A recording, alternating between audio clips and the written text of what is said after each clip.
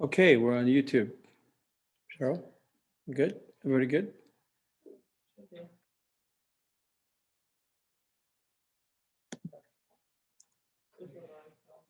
Okay, we're live. Thank you very much. Good morning, all. Welcome to our pre-summer, June 16th, General Finance Committee meeting. I want to call this meeting to order at 9:02, I suppose. We'll confirm here that all members are present, and I do confirm quorum. There are no members absent. Thank you. I will confirm as well the CAO clerk and members of the senior management team and staff are present with us here today. I would advise that public input on the agenda was invited at TML public comment at muskokalakes.ca. There was none received. And the public notice that I'm going to read to you all is that today's meeting is being live streamed and recorded on the Township of Muskoka website and YouTube channel. By participating in the open public meeting today, you are consenting to your image, voice, and comments being recorded and posted online. I would acknowledge that there is no supplementary agenda today, and I would ask if there is any disclosures of pecuniary interest amongst our committee members. Seeing none, I'll read that motions have been pre-populated with random movers and seconders to expedite the meeting. And in terms of voting, members shall physically raise their hand until the chair has confirmed the vote. If the vote is unclear, a verbal vote shall be recorded by the clerk. This is not considered a recorded vote. Okay, getting some of that out of the way. Item 4 on your agenda for today, invited delegations. Our first delegation is regarding the item 6A, which is a license agreement application, Longview Investments Limited, rule number 9-14-073-01. I'm going to call on Mr. Leo Longo from Meriden Burles, an agent for the applicant. There's Leo right there. Good morning, sir. Good morning, Mr. Chair and committee members. Pleasure to see you, and thank you again for the deferral that you provided last month. There were 3 just technical things I wanted to say. Mr. Chairman, I believe, is it a 5-minute deputation you're asking myself and the other to follow? Yes, it is. Thank you, sir. All right. Number 2, I'd like, as I requested the last time, a very brief chance to reply if there's any necessity for doing so. And number 3, I provided an aerial photograph to whoever is running the screen here. And when I call for it, I'd ask that it be shown on the screen. So with those comments, sir, I will commence. Good, we're good to go. Thank you. Thank you. Sir, you'll know that there are 2 topics today for discussion. Topic 1 are the 3 encroachments that my client is seeking a license for. And the second one is the access path that was raised at the last meeting. On topic 1, the 3 encroachments, I have 5 points I'd like to make with committee. Point number 1 is that they are minor, these encroachments. Your staff have classified them as minor. Our client has classified them as minor. There is no disagreement. They are minor. Number 2, they are long-standing. My client has owned the property for 17 years. He did not build the encroachments. He acquired them when he acquired the cottage. The evidence is that the encroachments have been there for over 40 years. Again, on this point, there is no disagreement. Minor, long-standing. Number 3, here's where there is the disagreement. Staff say at page 82 of your, page 83 of your agenda, why they say not to grant this license. And they say it's because removing it will pose no problem to remove. Here's where we disagree. And we retained Dan Duke to look into the issue about what the significant problems would be to remove one of the encroachments. If you turn to page 49 and 50 of your agenda, you'll see Mr. Duke advised that the cottage was built in 74 on bedrock stripped of overburden. He's reviewed the portion of the cottage, its existing structure, verifies it's capable of holding the cottage load. The bedrock profile consists of a large outcrop falling towards the lake, as well as to the rear of the property, with a natural vertical face straddling the boundary of the unopened road allowance. And at page 50, he says, the sewer line has been there for 50 years. The pipe is located due to the natural rock outcrop. Relocating the pipe would require blasting of the rock face to move the line onto the Ackerman property. This could not be completed without removing bedrock on the ORA, which would potentially result in significant damage to the ORA, in order to allow for the access to the rock drill machinery and excavators to remove the line. In addition, there would be a permanent scar blast. So with respect, removing a line that's been there 50 years is not no problem to remove, but a significant problem to remove. That's the only area of disagreement. Two more points on the issue of the encroachments. Point 4, past knowledge and no objection by the municipality. At page 45 of your agenda, you'll see a listing of where I've prepared. Over the last 17 years, our client has filed applications and permits with the municipality showing these encroachments. And at no time has there been an objection raised by the municipality. In fact, in particular, just 3 years ago, we got a permit to rebuild the septic system at this cottage. The plans are attached to my letter. Approval was granted. The pipe was shown as being on the road allowance that we were using for the rebuilt septic system, and the municipality granted that approval. My final point about the encroachments is that the public interest is protected.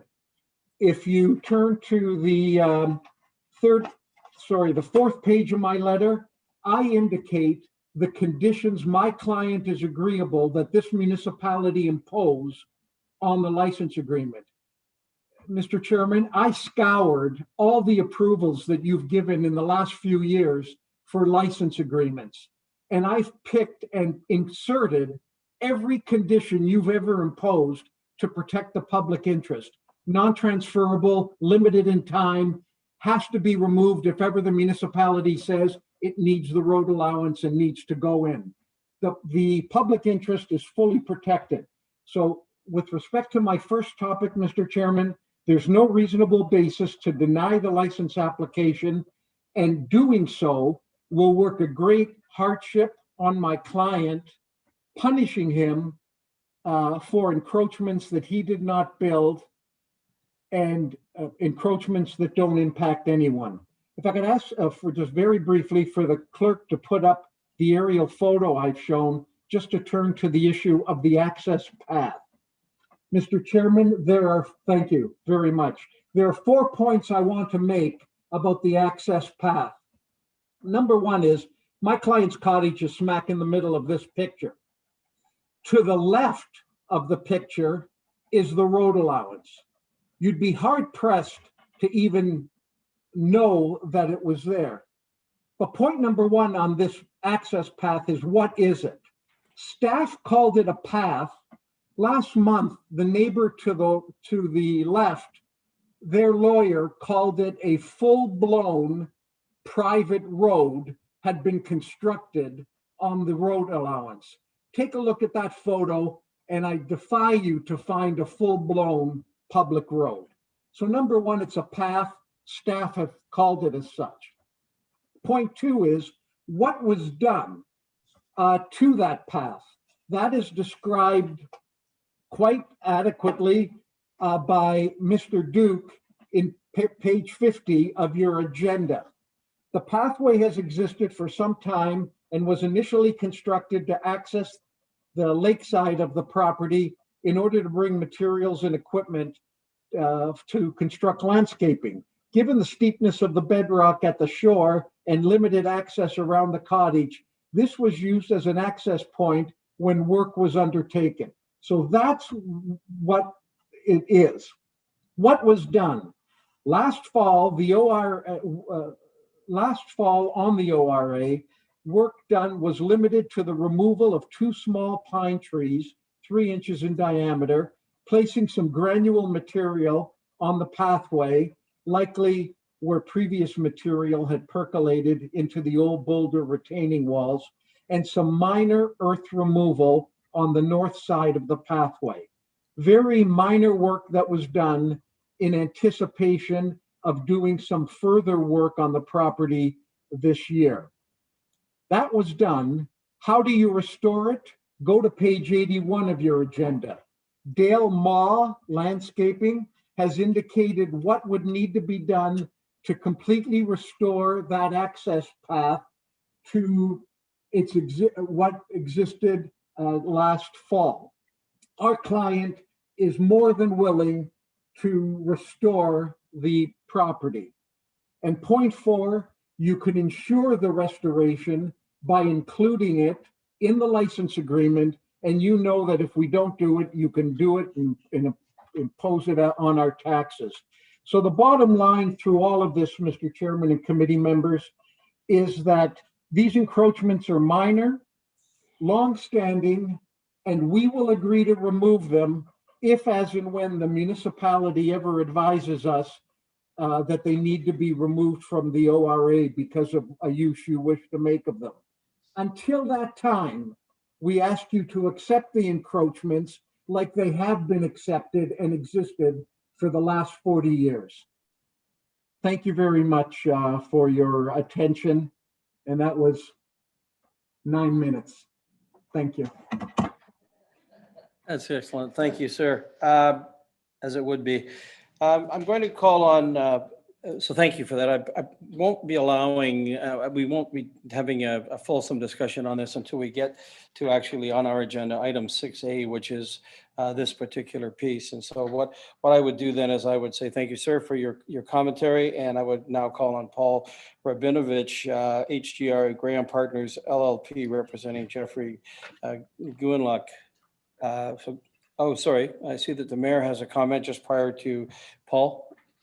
So go ahead, Mayor. Thank you very much, Mr. Chair. Just while Mr. Long goes on, if he could just a question on his slide might be appropriate this time before we get into our debate. Maybe we can put back up that overhead that Mr. Longo put on the screen. I failed to mention, by the way, I believe that was taken last month. Okay, that's fine. So Mr. Longo, you commented that it's difficult to see the road to the water.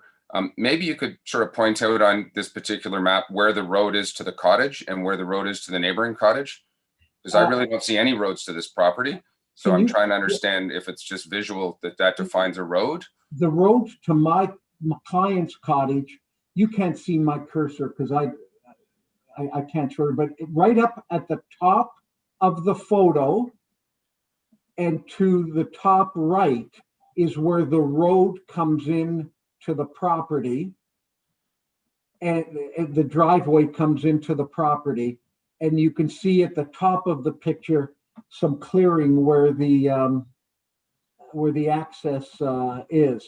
The garage is the roof structure at the top end, if you could see from the photo. The main cottage, then you see a deck with a hot tub, and then you see the garage.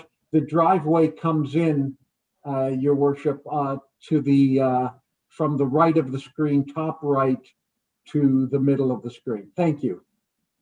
Okay, thank you again. I had a hard time, if I was going to find our road, I had a hard time finding your road. So thank you. And I believe the access road to the neighbor for the other side comes in from a completely different road, like on the other side of the hill. They don't share the same driveway. Okay, good, thank you. And then given that, I will call on Mr. Rabinovich now.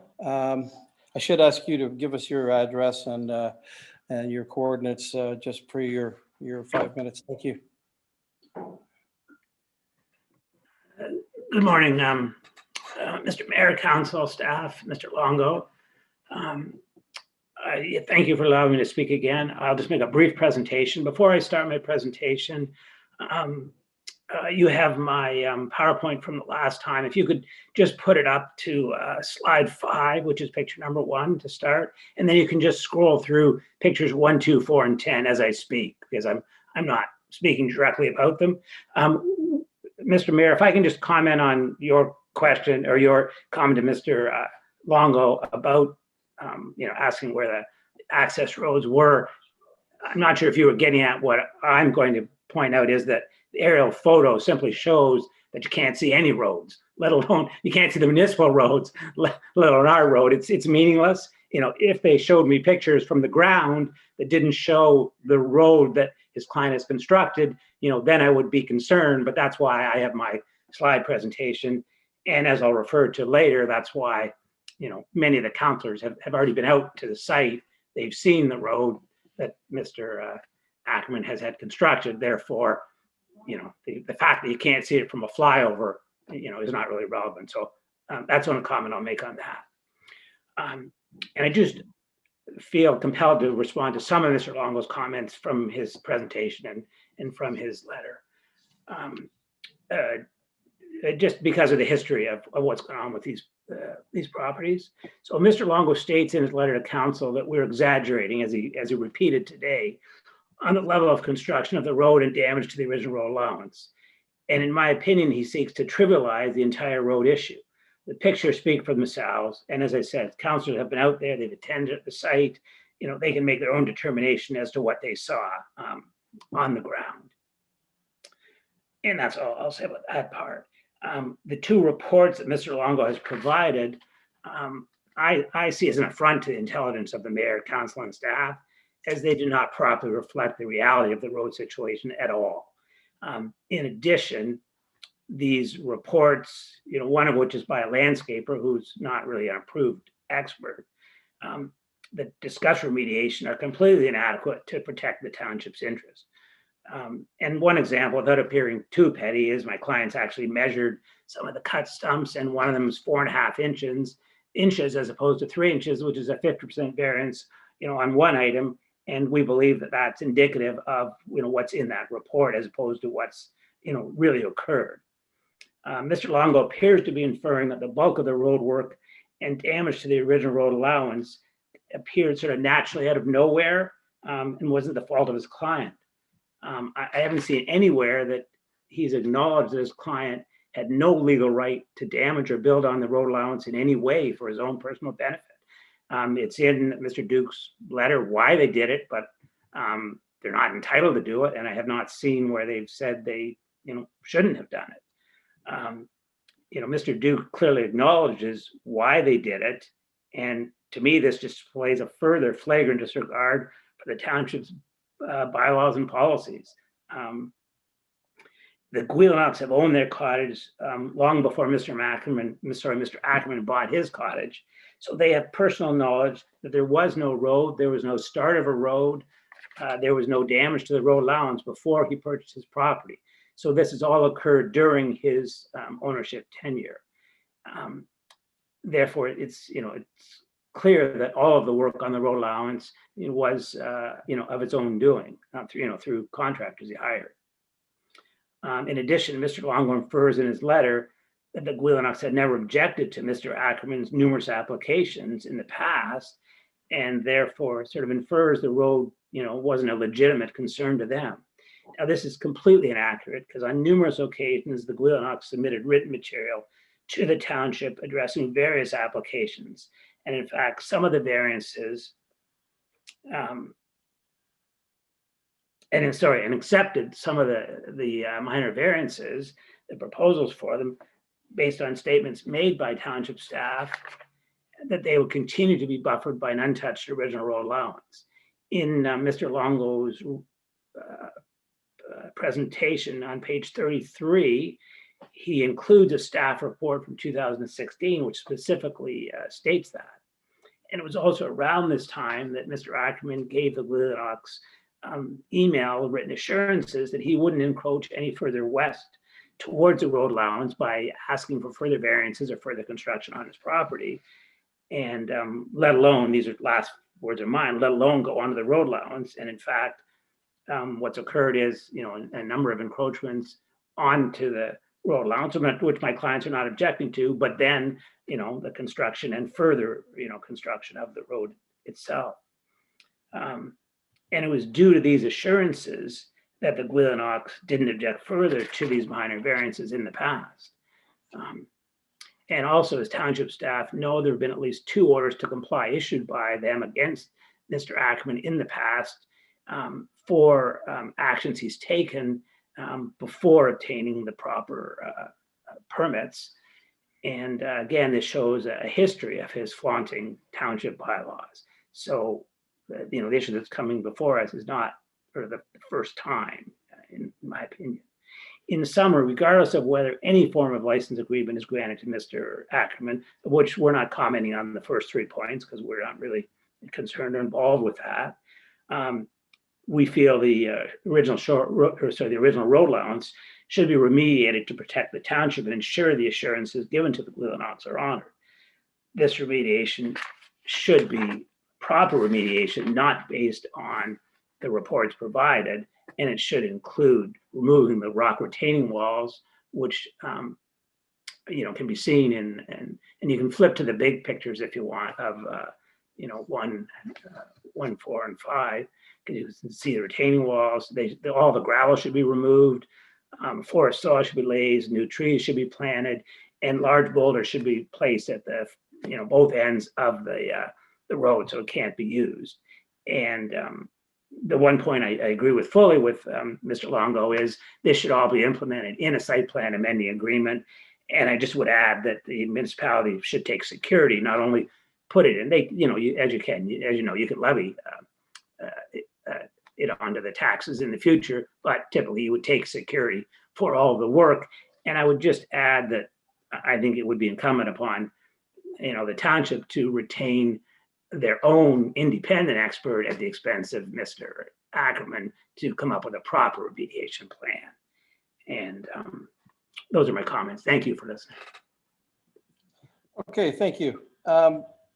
Okay, so we've heard you both. Thank you so much for your deputations this morning. We will call on you later. I see Committee Member Bridgman. We will have ample time to discuss this when we get to 6A, once we hear from our land and agreements coordinator. And I wonder if that isn't the manner in with which we should do that, Member Bridgman. I mean, as long as Mr.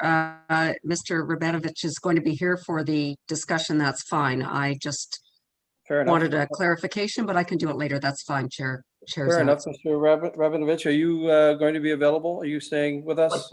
Time? Do you have any sense of timing? I would suggest probably 10-ish, no later. Sure, I can accommodate that. Can we do it now? Well, listen, I'm fine with it. If we want to proceed with this right now as an item instead of delaying it until we hear the other delegations. I'm seeing a nodding of heads, so that's great. Let's do that. Let's do that right now. Okay, so Councillor or Member Bridgman, go right ahead. Okay, you have the floor. Thank you.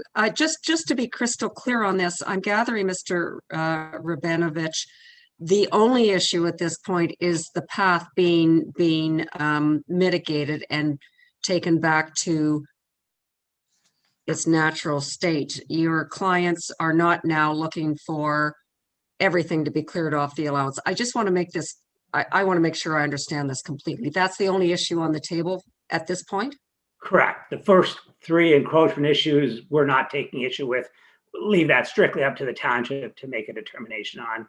They have no serious effect and they are historical. It's strictly the remediation and removal of the road and everything that was done to construct it. Yes. Good. Okay. Thank you for that. And I'm going to call on Member Jaglowitz, has his hand up. Frank, go ahead. Thank you, Mr. Chair. I just have a question. I'm not sure who can answer it. I missed a meeting last month, so I may have missed the answer. There's a referral to a sewer line that runs down on the road allowance. I'm just a little confused as to where the sewer line goes. It would appear to be running towards the lake. Could someone just explain where that line comes from and where it terminates? I wonder if we Mr. can Chairman, provide with your permission? It's Mr. Okay, well, Longo. we do have a picture of it as well, though, so in the previous presentation, so. Councillor Jaglowitz, it runs from the cottage back away from the lake to the septic bed, which is located even further back from the lake. And because of the exposed granite, it simply sits in a box on top of the granite running from the cottage away from the lake back to the septic system. And when we rebuilt it in 2018, that system was permitted with that piping. I hope that Okay. answers your question. Okay, so supplementary, then it's really not an issue. And as I understand, it's no longer an issue. Everybody agrees that will remain. Is that correct? We have a picture here. We could actually show you, Member Jaglowitz. I looked at that picture and I couldn't Okay. see it. Could someone just run their cursor along the single line showing the pipeline?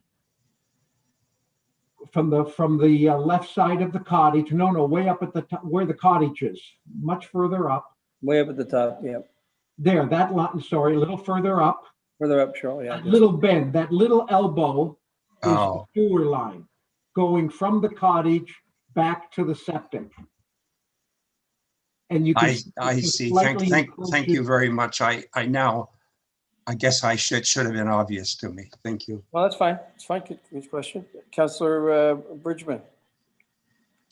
Thank you, Chair Zavitz. So I'm just throw in my comments now. It looks to me like everybody's in agreement that the road has to be taken out. It has to go back into its prior condition. I agree that we need a third party there to monitor it and the site plan, et cetera, et cetera. So my comment would be that the license agreement can stay in place. And as long as that remediation is done, I'm trying to see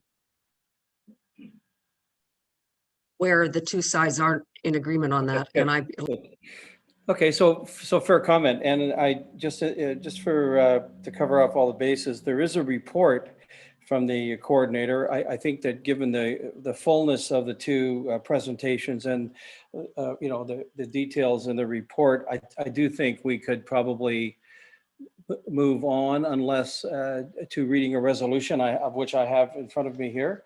But I wondered if any other committee members have any thoughts, observations, comments here there's the mayor. Go ahead. Thank you very much, Mr. Chair. Mr. Longo, you commented that, we couldn't remediate. I think in particular, we're speaking about the sewage line because it was hung off the side of the rock. I appreciate this, and Councillor Edwards may also be able to shed light, but the reality is many properties have holding tanks at the property to pump the sewage up and over. That line could be very easily removed from our road allowance and put on the owner's personal property beside the cottage. You don't have to bury the line.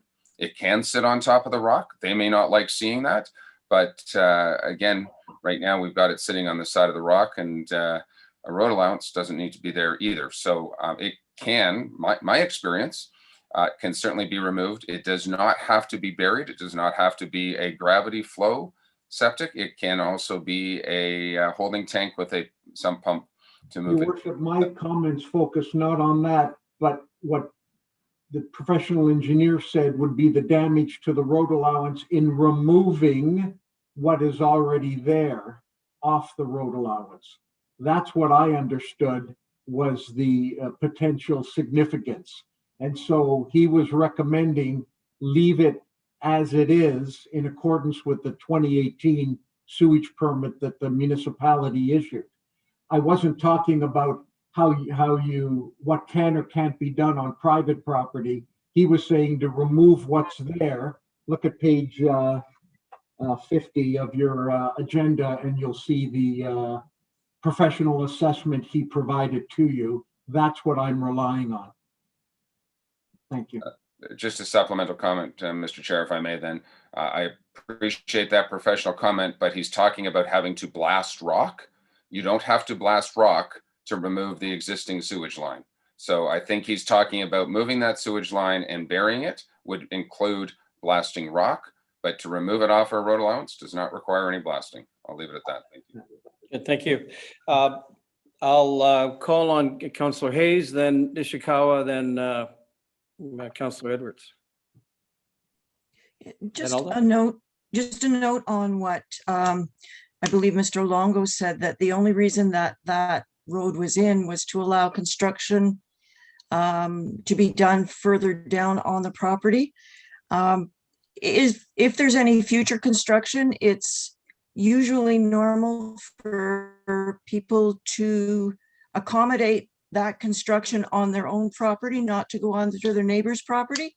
And in essence, the township is your neighbor, and we would really appreciate it if you wouldn't use our property for your construction.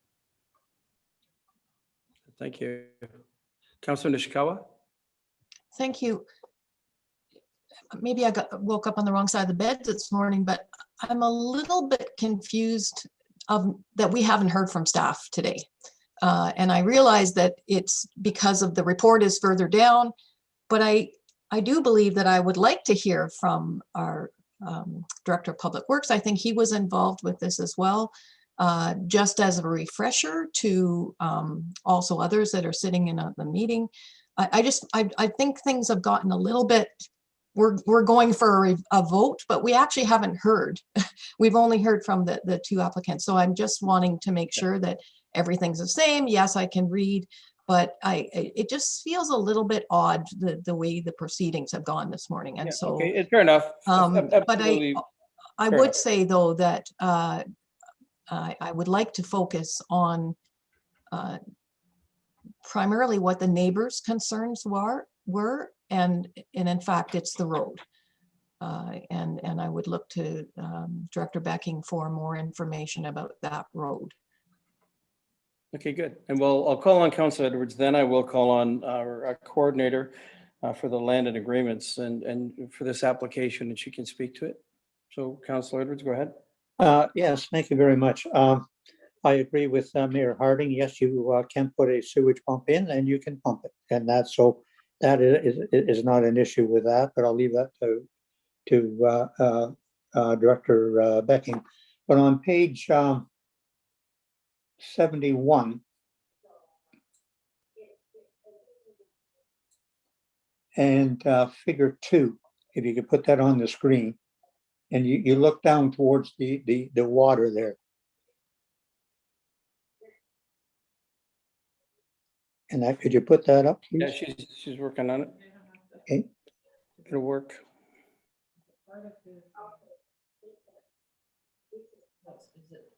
The agenda package that he referred to, or there's Longo's letter? What page on Longo's letter? Is that on the agenda package, Councillor Edwards? Yeah, page 71, Page 71 on the figure agenda. 2. Okay, we're just getting to it.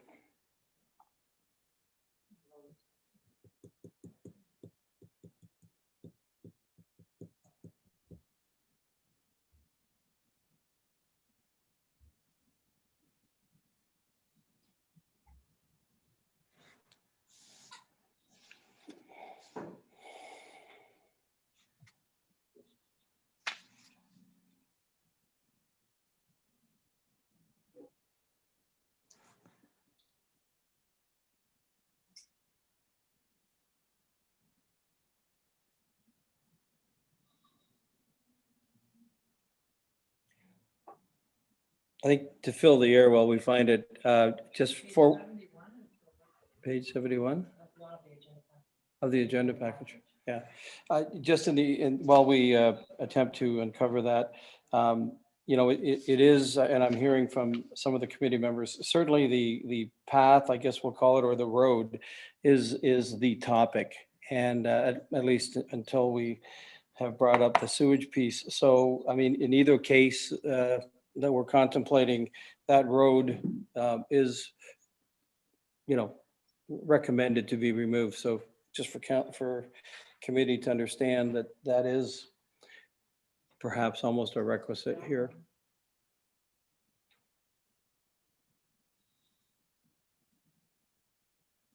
Cheryl? Okay, we've got it. Download the whole thing, 'cause I had each thing.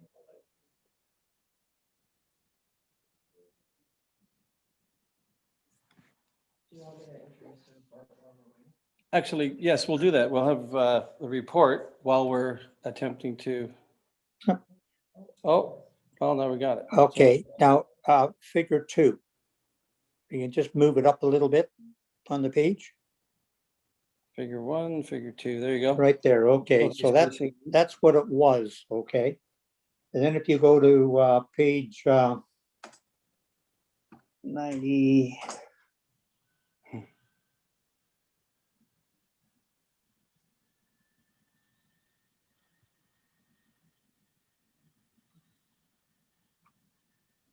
Page 96, figure 4.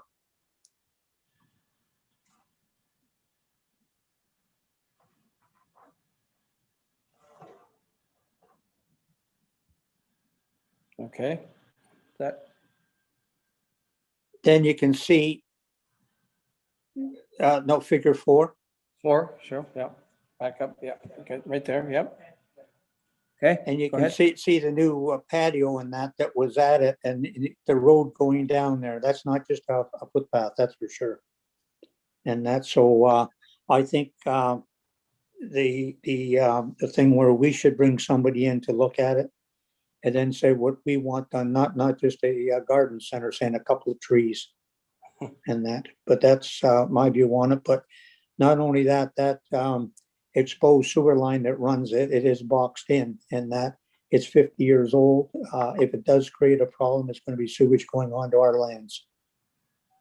Thank you. Okay, good. Thank you for that. Now, I'm going to call on Cheryl Mortimer, our clerk, to present the report, or her designate. Cheryl?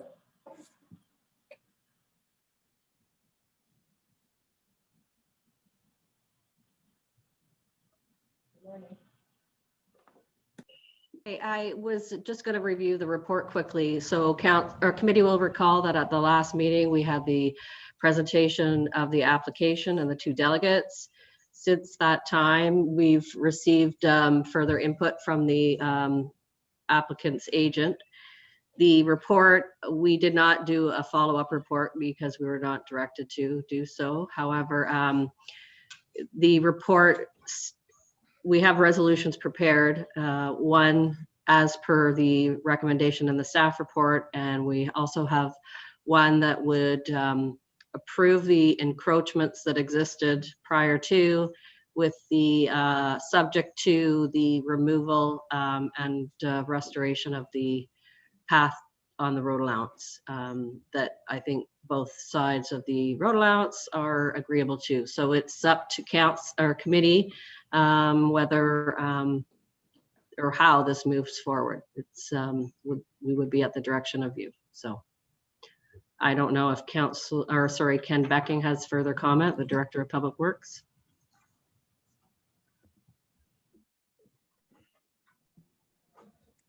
Ken, you available? Are you there? Yes, thank you, Mr. Chairman. It's entirely up to committee and council to determine what constitutes acceptability. There is no question that the path was created on our property without the township's permission to achieve an end of the property owner to the left of the road allowance. As to the other encroachments, again, that's within the purview of committee and council. I have to say that I would be a little bit concerned about the sewage line, especially given its age.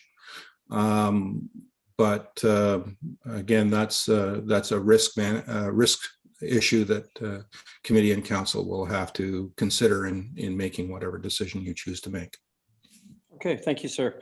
I will shape this to a point, and thank you for staff for your comments.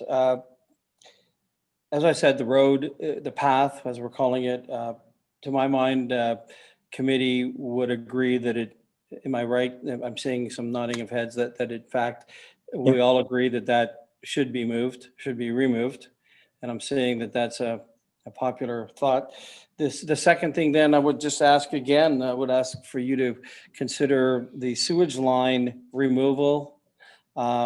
As a part of that, do we have a consensus there that there's enough concern about that we would ask that, okay, so the mayor's, I'm seeing a positive commentary. So what we would do then, that was what I'm suggesting we would do, is we would actually read a resolution. We're going to have to just slightly change it for a moment and add the sewer line removal to it, and then I would read it. Do I have a sense from you all that that is what we would like to do? I'm seeing that we would. Councillor Roberts, go ahead, and then Councillor. Thank you, Mr. Chair, and through you.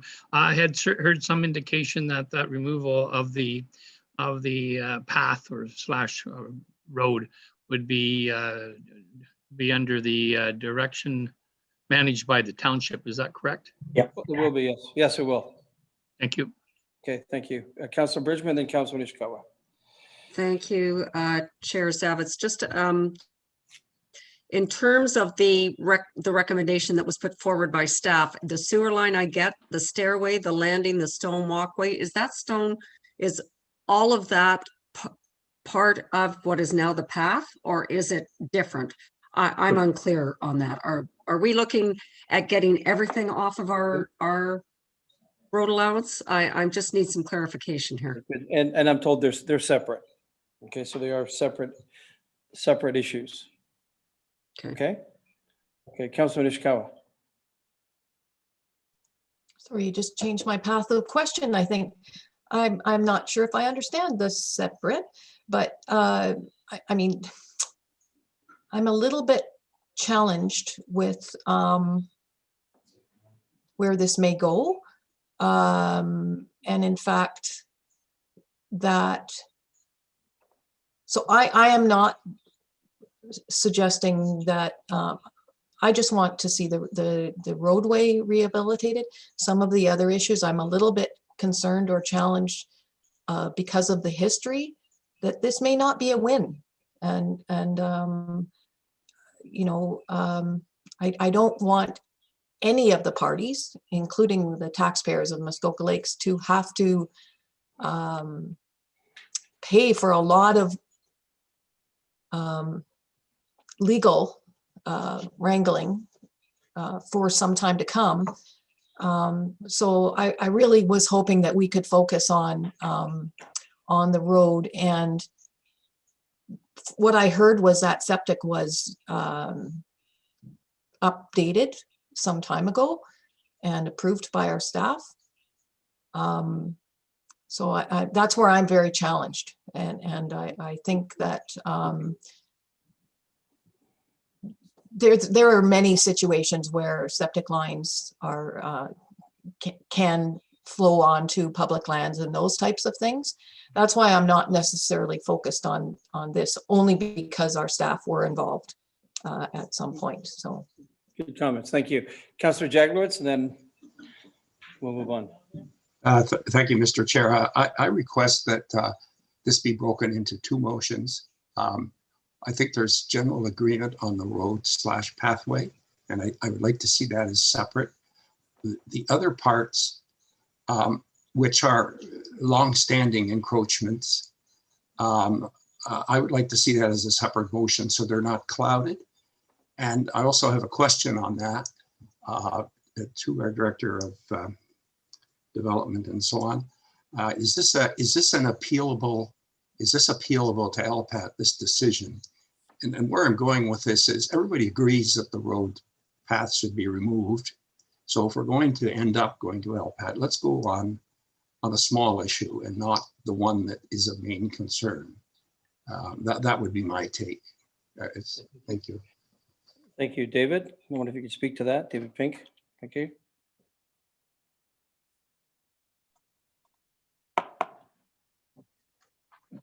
Morning, committee.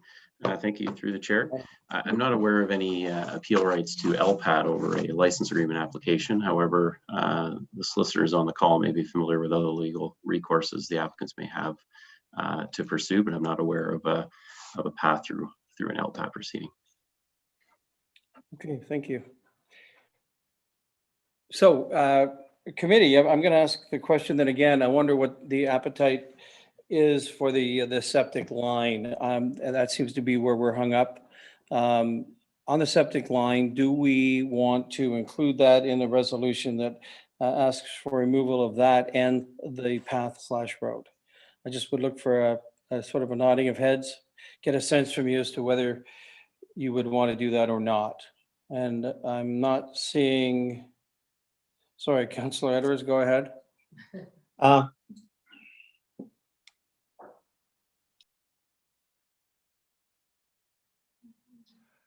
Alan, you're muted.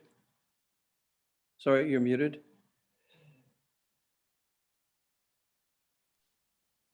Thank you very much.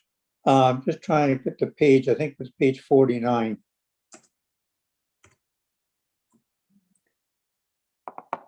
I seen something there that as of 2004, they knew of the encroachments. There was mention of a license agreement at $400, and yet it was never applied for. And that, and it basically said a thorn in the side. I think they said it was page 59. So the applicant knew of it back then when they were buying the property or something. So, you know, I think that the sewage line is, though it's running exposed and covered, could be left at this time. But if it ever has to be replaced, it goes onto the applicant's property. And that and that would agree with that. I don't think it was replaced when they did the new sewage system. It is covered, so you can't see if there's any leakage. Then you know, they would be responsible for any cleanup as well. I could live with that, I think, at the time. But like I say, the applicant did know that there was a agreement back in 2004. Thank you. Okay, thank you. Councillor Kelly, then the mayor, then Councillor Jaglowitz, and we'll wrap this up. Okay, thank you, and through you. And I tried to stay silent because basically everybody's already said what I was going to say anyhow, but I want to add two things. From my perspective, I would support a resolution to remove, I think the resolution, I think it was Councillor Jaglowitz that suggested two separate resolutions, and I would support that. But I would support a resolution to return the road allowance to its as natural a state as it can possibly be returned to. Where I get a little confused after hearing Councillor Bridgman's excellent question is, in my mind, that includes stairways, retaining walls, patios, any kind of man-made enhancement that would kind of appear as if it was part of somebody else's recreational property. So I don't think we can leave that, you know, to question. We got to either write that in or specifically write it out, but I think we need to deal with it. Number two, if there was one part of this that I might be willing to grant a license on, it's the septic line, but I'm a little confused now because if it's a 50-year-old conduit, we're assuming a lot of risk when we start blessing somebody else's septic system running across our property, not knowing what's in the box, not knowing the condition, not knowing how it went together in the first place. I just don't think that's a risk we should be taking with publicly owned property. The third issue, last issue, I get a little frustrated when we focus so much on rights of appeal. If this land belonged to any one of us and we woke up in the morning and found out a neighbor had encroached on it in any way or fashion, we would be madder than hell, and we'd be taking any opportunity we had to remedy and rectify. We're here as stewards for this property and property owners through the township. I think we have the same obligation to get angry and get this fixed. And so I clearly would support, you know, the only argument I would hear is if the septic system is newer than 50 years, I might have missed that. But otherwise, I want all this stuff gone. And I would support a resolution to make it go away. Okay, thank you. Mayor Harding and then Councilor Jaglowitz, and then I'll read some kind of resolution here. Thank you very much, Mr. Chair. I guess my comments, there's no question the road needs to be removed. Not worried about the encroachments from the building on the side lot line. As far as the sewage line, the reality is, yeah, it's been there for a long time, but it can also equally be moved. And we have a number of encroachments on our roadways that as people come in for development rights, we realize that they are encroaching and we ask them to remove, or if there's a building that encroachments, they pay a license of occupation. In this particular case, I am not comfortable with a 50-year-old septic line running across our property. This is an opportunity for us to actually upgrade that septic line and move it back on their property. Do you have to take off the wood that holds on the side of the rock? No, I don't really care about that, but move the septic line off. It's been staff's recommendation to remove the septic. So I'm going to follow that appropriately. Okay, I guess it's left to me to somehow provide some sort of direction, ask you. You've all been wonderful with your commentary. I have two resolutions. I'm going to read, I do believe, from what I've heard and the tone, that there really is one of two ways to go. And I'm going to read a resolution, which you guys are welcome to vote down if you want. I'm going to read a resolution moved by Councillor Kelly, seconded by Councillor Mazan. Be it resolved that the General Finance Committee recommended Township Council that the encroachments of a sewer line, stairway, landing, stone walkway, and path on an original road allowance lying between concession 13, lot 35 Monk, and concession G, lot 35 Medora, leading to Lake Muskoka, brackets Longview Investments Limited, Rule 9-14-073-01, be removed, and that the original road allowance be put back to its natural state at no cost to the township. All those in favor?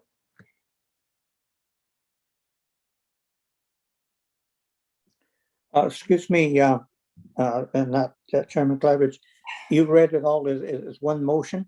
I thought have. you were going to, and that break the No, roadway out of well, that. you know, sure, there's two people think that, and there's two people think something else. The point of the matter is, I'm not seeing any sort of consensus amongst the group, so we might as well, you know, you guys have a chance to vote on the whole thing. I mean, how do we pick and choose which one of the facets or two of the facets we want?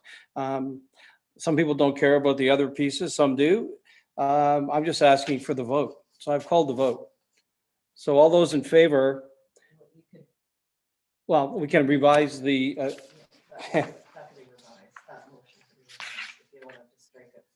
what do we strike, if I might just have this in open dialogue, what do we strike out? We strike out that we want to add the sewer line.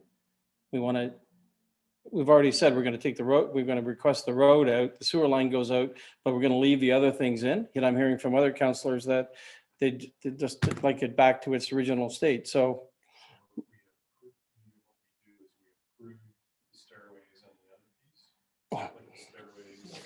okay, so I'll retract that. Now, whenever we should take a 5-minute break. Thank you. So what Councillor Zavitz or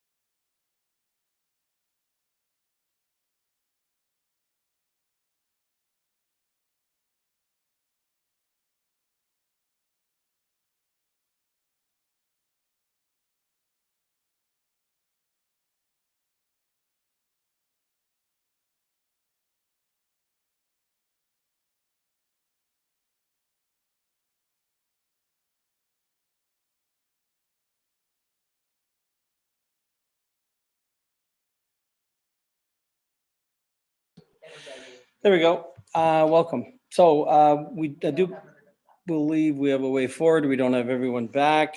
I see some people are off screen.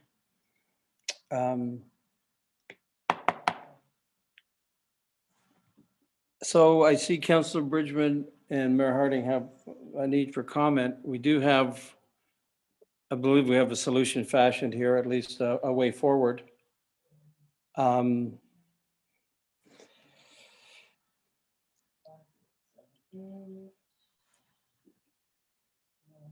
There's Councillor Hayes.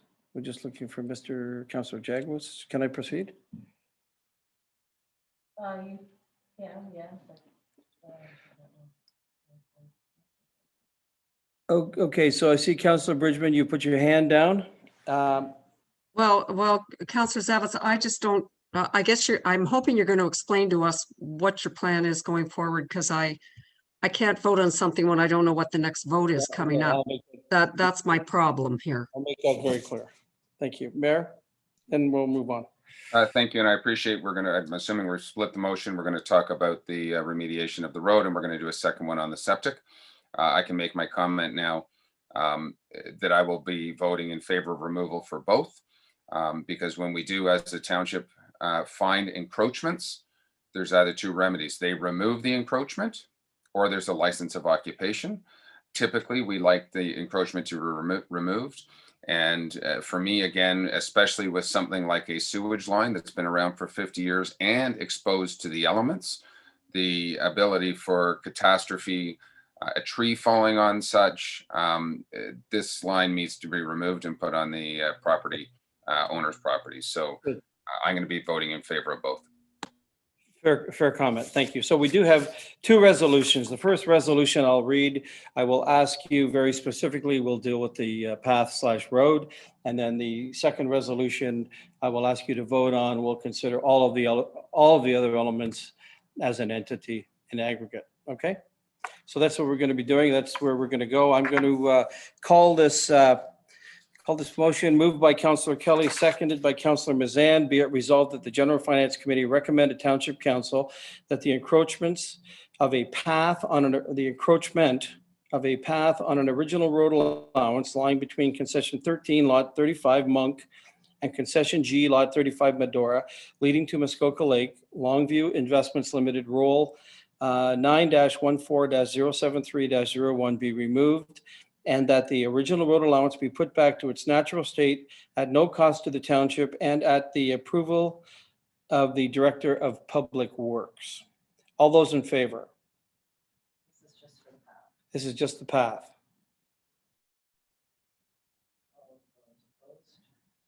Oh, yeah, okay. Ruth, Unanimous, yeah. Ruth did. Okay, good. So that's unanimous. Thank you. Second resolution moved by Councillor Kelly, seconded by Councillor Mazan. Be it resolved that the General Finance Committee recommended Township Council that approval be given for a license agreement for the encroachments of a sewer line, stairway, landing, and stone walkway on an original road allowance lying between concession 13, lot 35 Monk, and concession G, lot 35 Medora, leading to Lake Muskoka, Longview Investments Limited, roll 9-14-073-01, in accordance with Township Council Policy C-LS-07, subject to the following conditions: that no further development be carried out on the original road allowance, and that once all conditions have been fulfilled, the bylaw be presented to council at a future meeting to authorize the mayor and clerk to execute the license agreement. So I'll be calling this vote, and this is that you would recommend approval of all the other pieces, that being the sewer line, stairway, landing, and stone walkway. All those in favor? Okay, all those opposed? Okay, good. Okay. Committee, thank you. And gentlemen, thank you for your delegations and your time and consideration.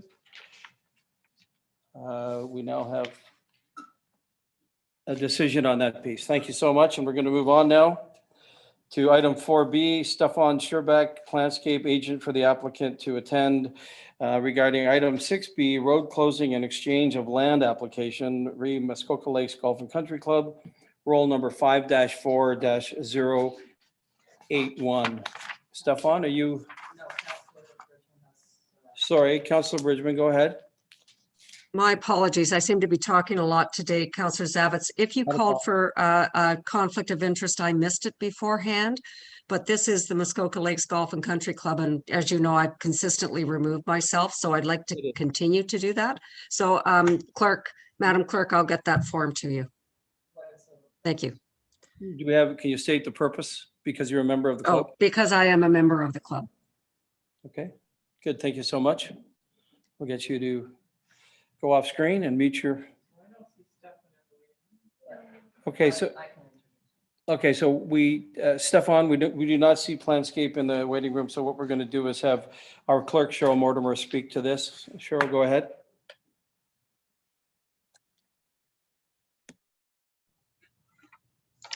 Hello again. You will recall that in December, we passed a bylaw with respect to a zoning amendment application with a holding zone condition that the applicants apply to close the 33-foot road allowance and give us in exchange an alternate road allowance on the other side of the lands lying between the Shamrock Lodge property. Subject to the conditions of the bylaw, the applicants have applied and the report is presented today to seek tentative approval for them to proceed as this is a condition of the zoning. And we were expecting that the applicant's agent would be present today, but he is not in attendance at the moment, so I could try and answer any questions if there are any, and if not, we can proceed.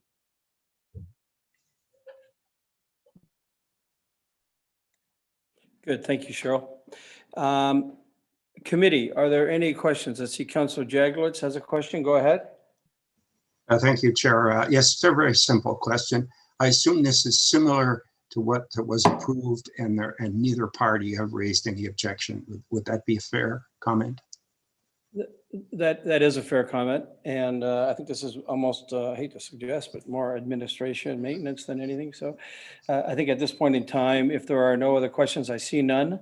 I would move this motion, read this motion.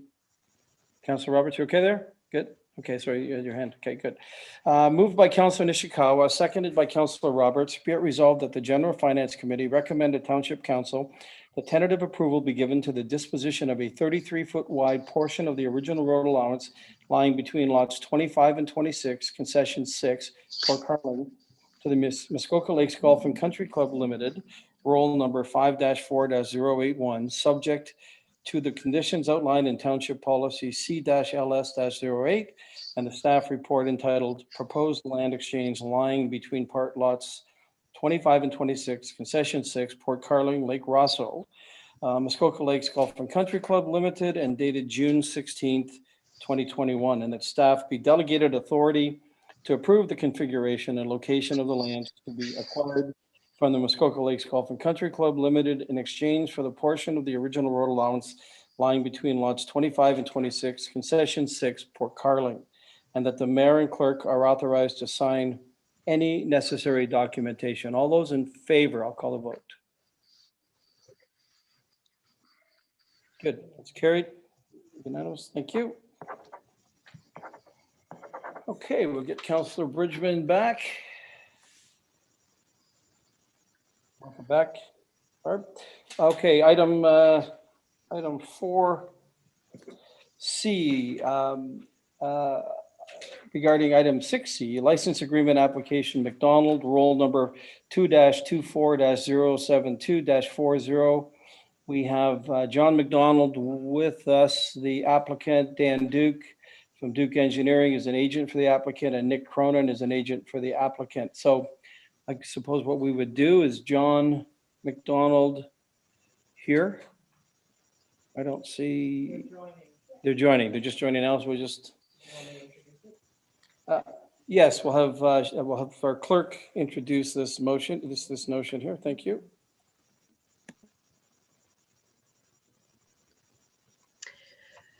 So township received an application for a license agreement with respect to an existing dam between the D River and Clark Pond. The applicant owns the road allowance on the south side, but not on the north side. Hence the need for the agreement for the abutment of the dam on the north side. At the same time, the applicants are also wishing to construct a bridge over this location and construct an entrance and are applying for these encroachments at the same time. This would allow them to access their properties on the north side of the shore. And we have a staff report with a recommendation based on staff comments, and the applicants and agents are present to provide a presentation and answer questions. Good, thank you, Cheryl. Okay, so not seeing Mr. McDonald, the applicant, I suppose Nick Cronin is an agent for the applicant, so perhaps I would ask Nick to proceed first, and then we'll call on Dan Duke. Is that? Oh, there's John. Okay, now I see that. We'll let all three of you in, and. Okay, well then, hey, so John, if you'd like to proceed, John, as you are the applicant, we'll certainly give you that airtime. Welcome.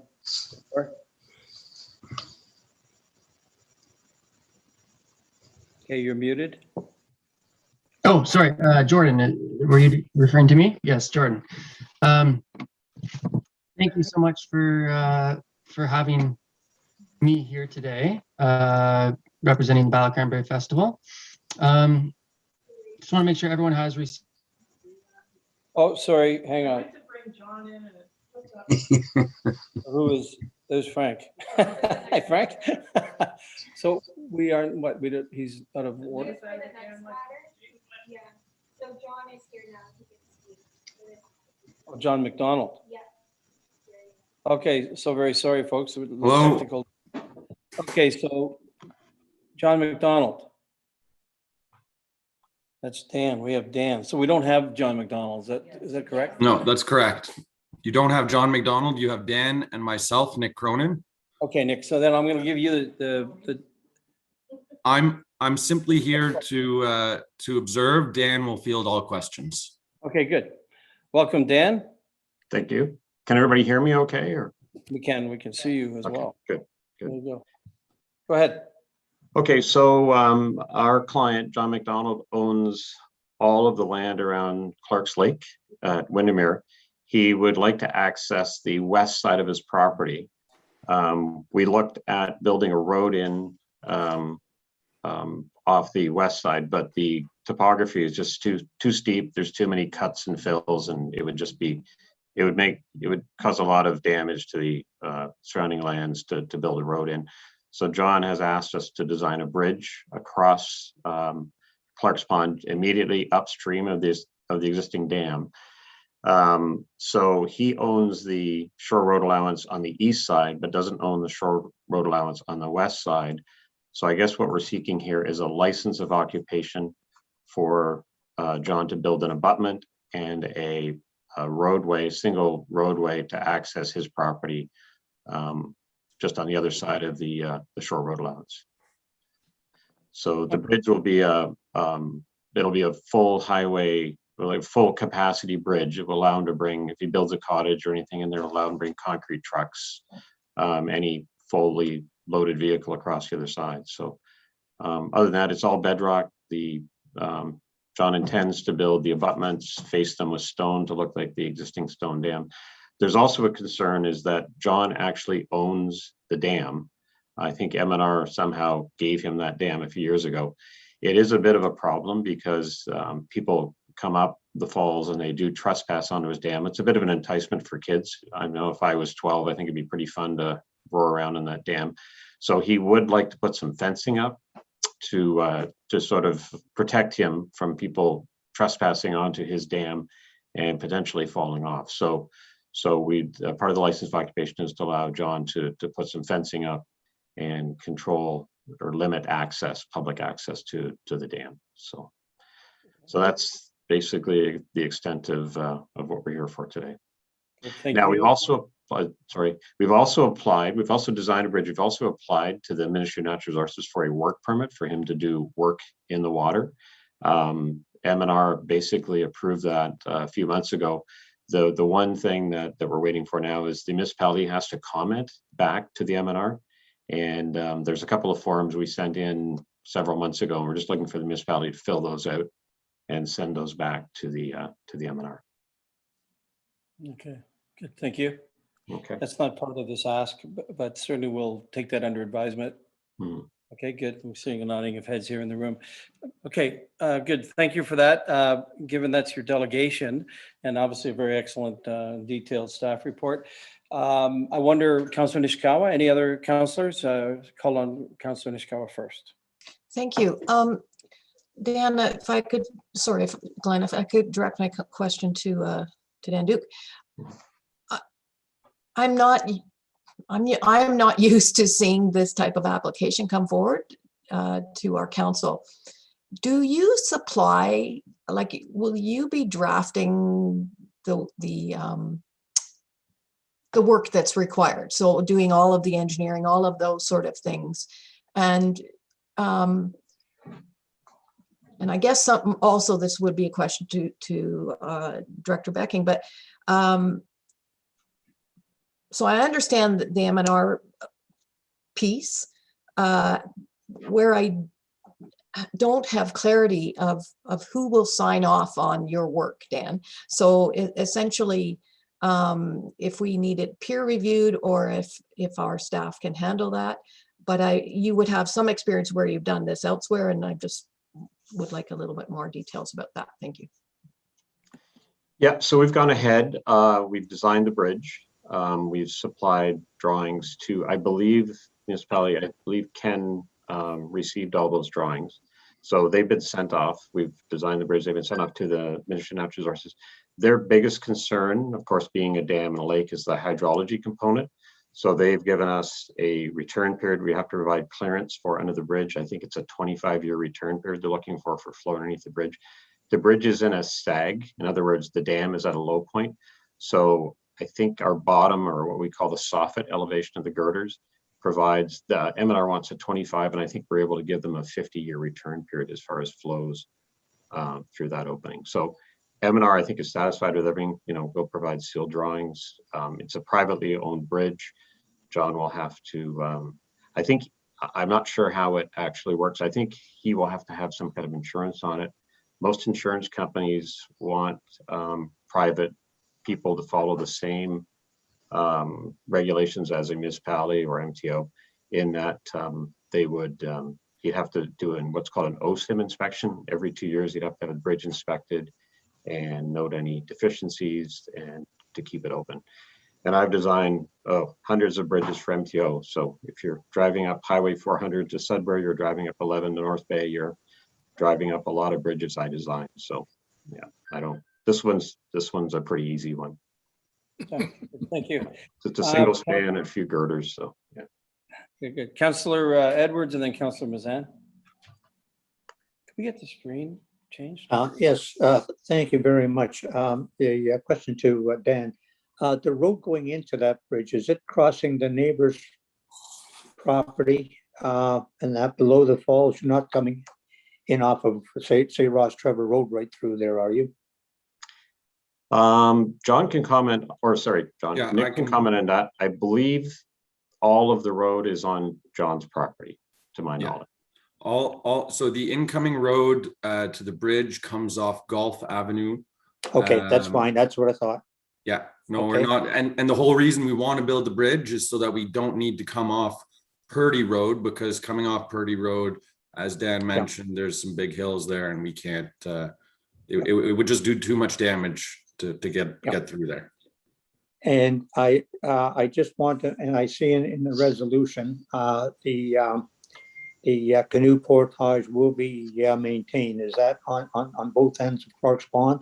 Because I know with the, looking at page 105, when the Deep River comes in, there is a bit of a rapids that people actually portage over and then come down and portage over the dam. So that will be actually maintained.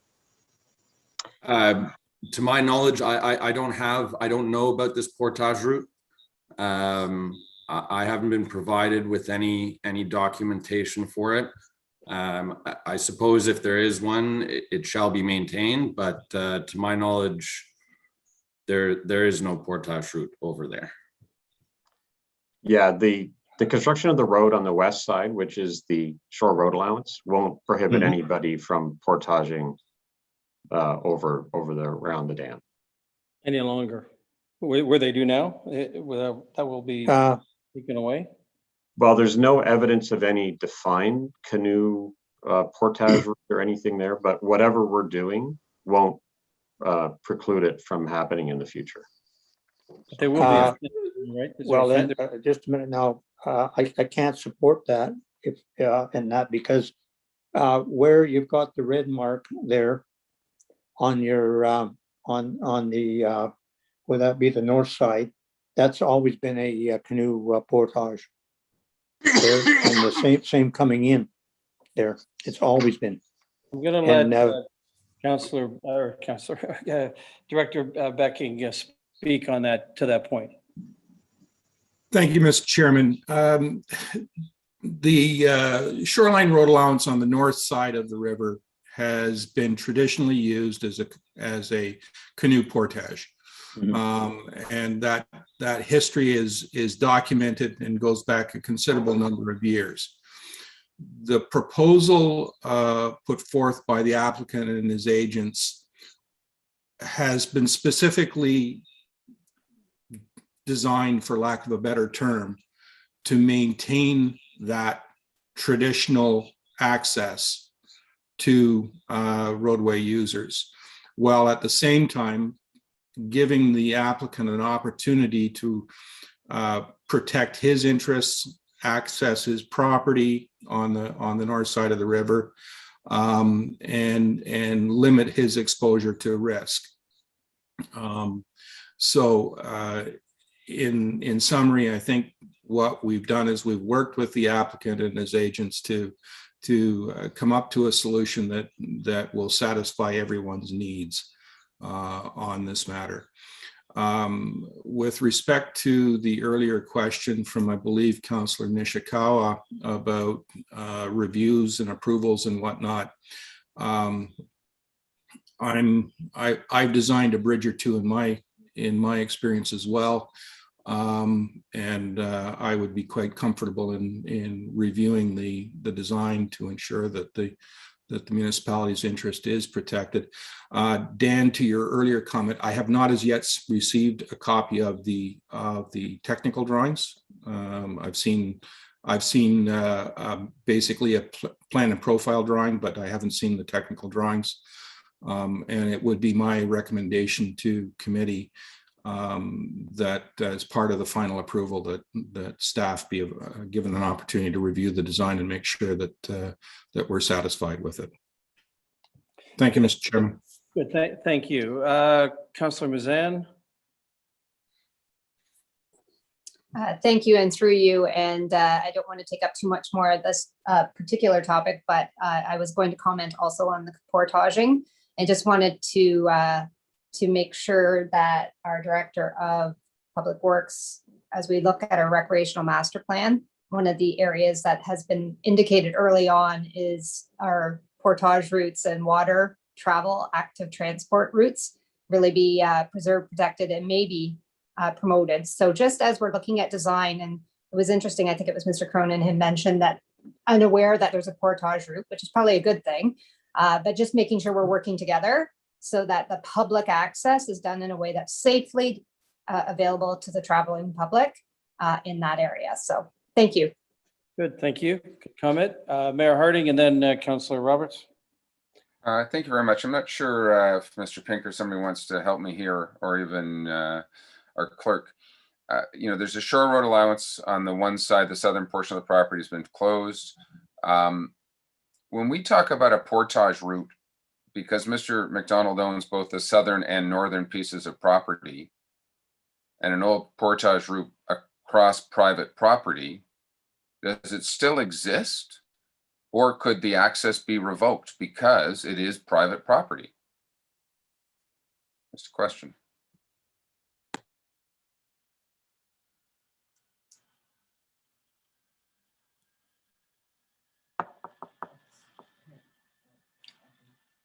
I'll take portage routes for 500, please, Alex. Apparently nobody wants to answer.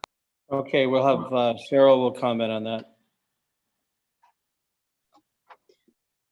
As far as I'm aware, the portage is on the shore road allowance, and part of the condition of the application is that the portage in no way be restricted by these encroachments.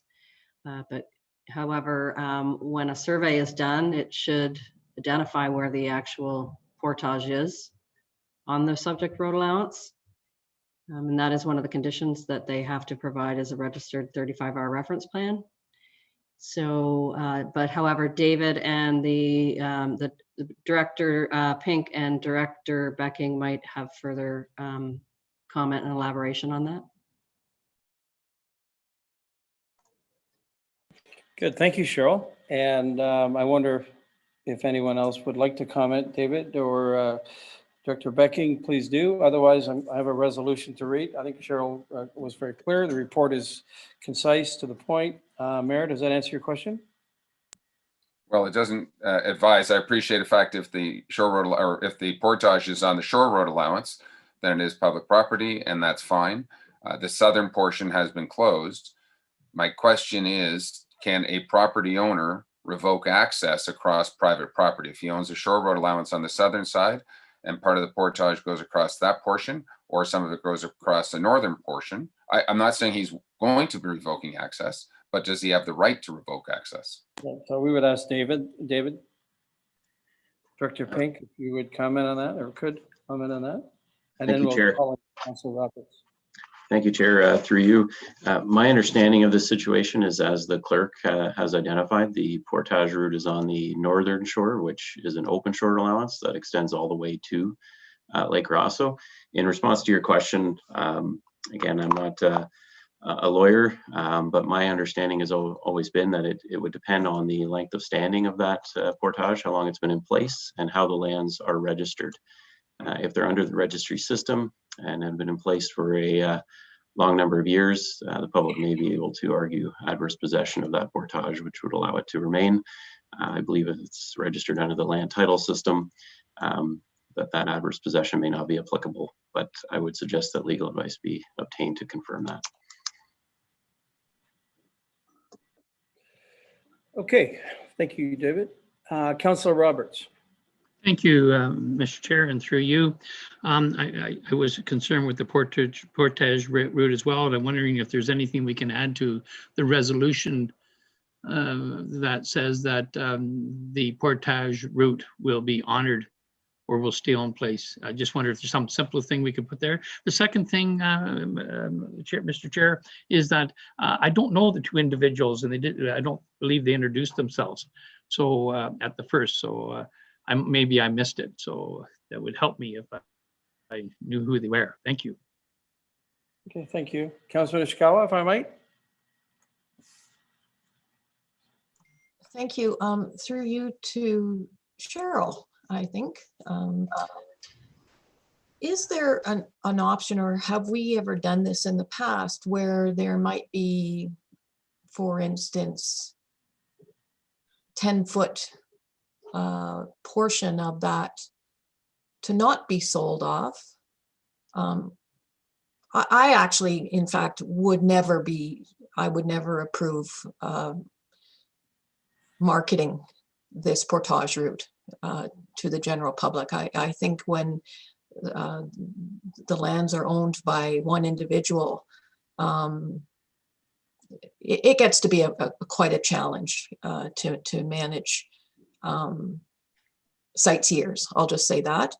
But having said that, if we are trying to protect the portage, is there a way that we just don't sell, for instance, 10 feet, something like that? Thank you. I think you'll hand that over to Cheryl. Okay, just to clarify, this application is not for the sale of the original shore road allowance. This is an application for a license agreement. So the township would still own the property. They would just be entering into an agreement with likely a 6-foot margin around the said encroachments so that they could be maintained by the applicants. So,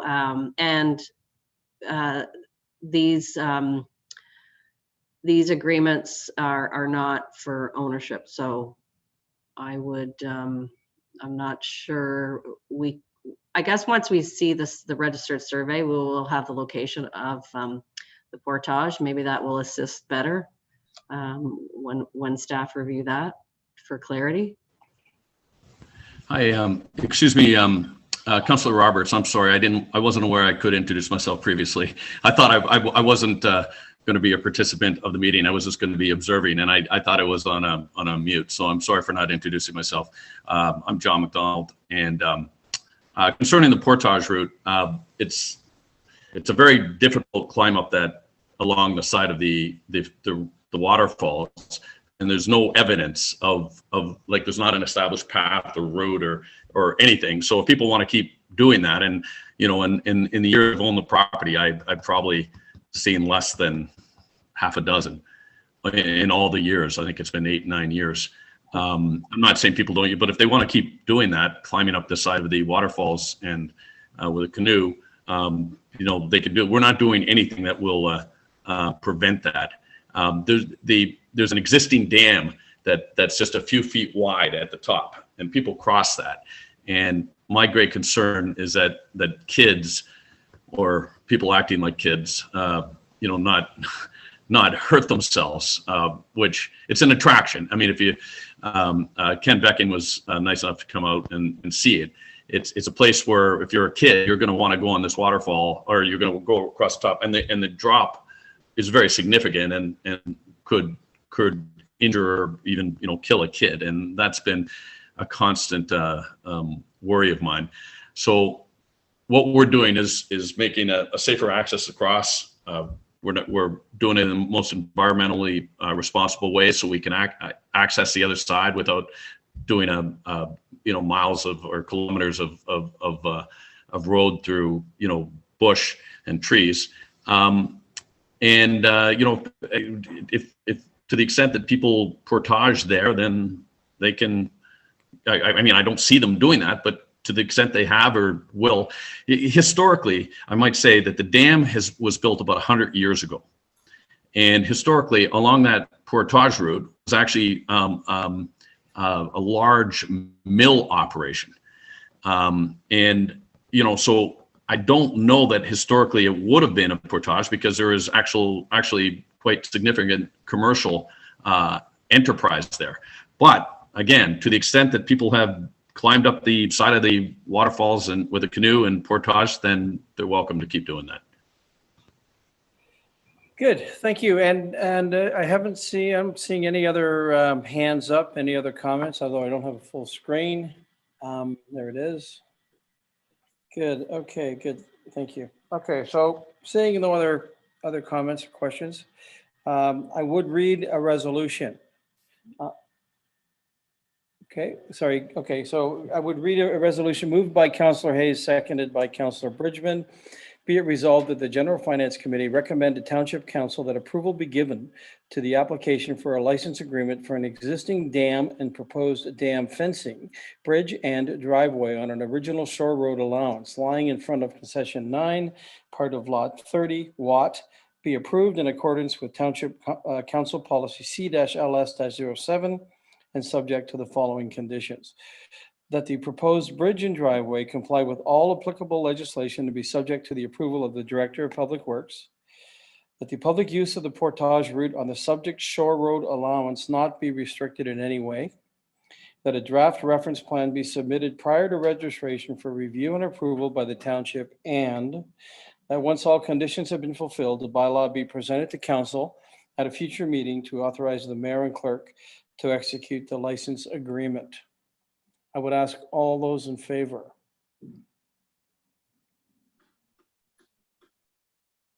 Good, that's carried unanimously. There you go.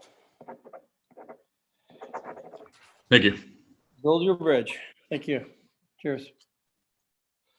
Okay, it's 25 to 11. What do we think? Do you want to take a 10-minute break till 11:15, or do you want to press on with the Bala Cranberry Festival?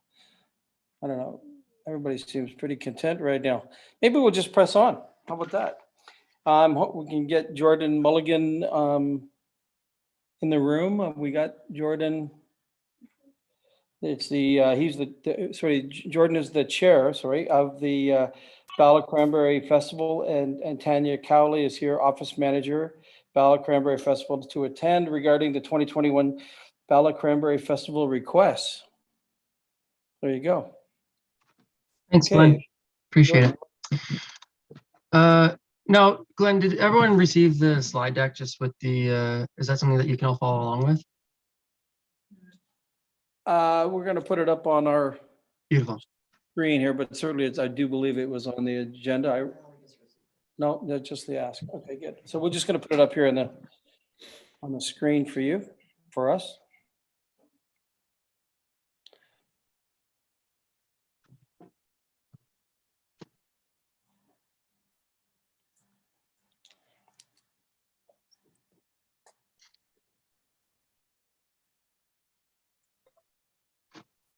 There we go. The floor is yours. Awesome, thank you.